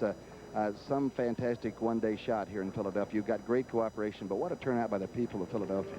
I tell you, Tom, there couldn't be a better city, a better time, a better place to host the official United States Championship than in Philadelphia. And the CoreStates people that brought it to us have just done an incredible job in working with us and making the race a big success, and I think we've got a huge success in our hands for the future here in Philadelphia. Well, Mr. Dorrance seemed to think that's going to be a yearly event, and I have a feeling it's going to be one of the big sporting events in Philadelphia, and I like it, you know. Okay. No question, Tom. We've had fun, haven't we? We sure have. For Dave Chauner and for everybody that helped us put this on, I'm Tom Brookshire, and we've had a lot of fun at Channel 10, and we hope that you keep biking, because this is something that's going to stay with us for a while. We'll see you later.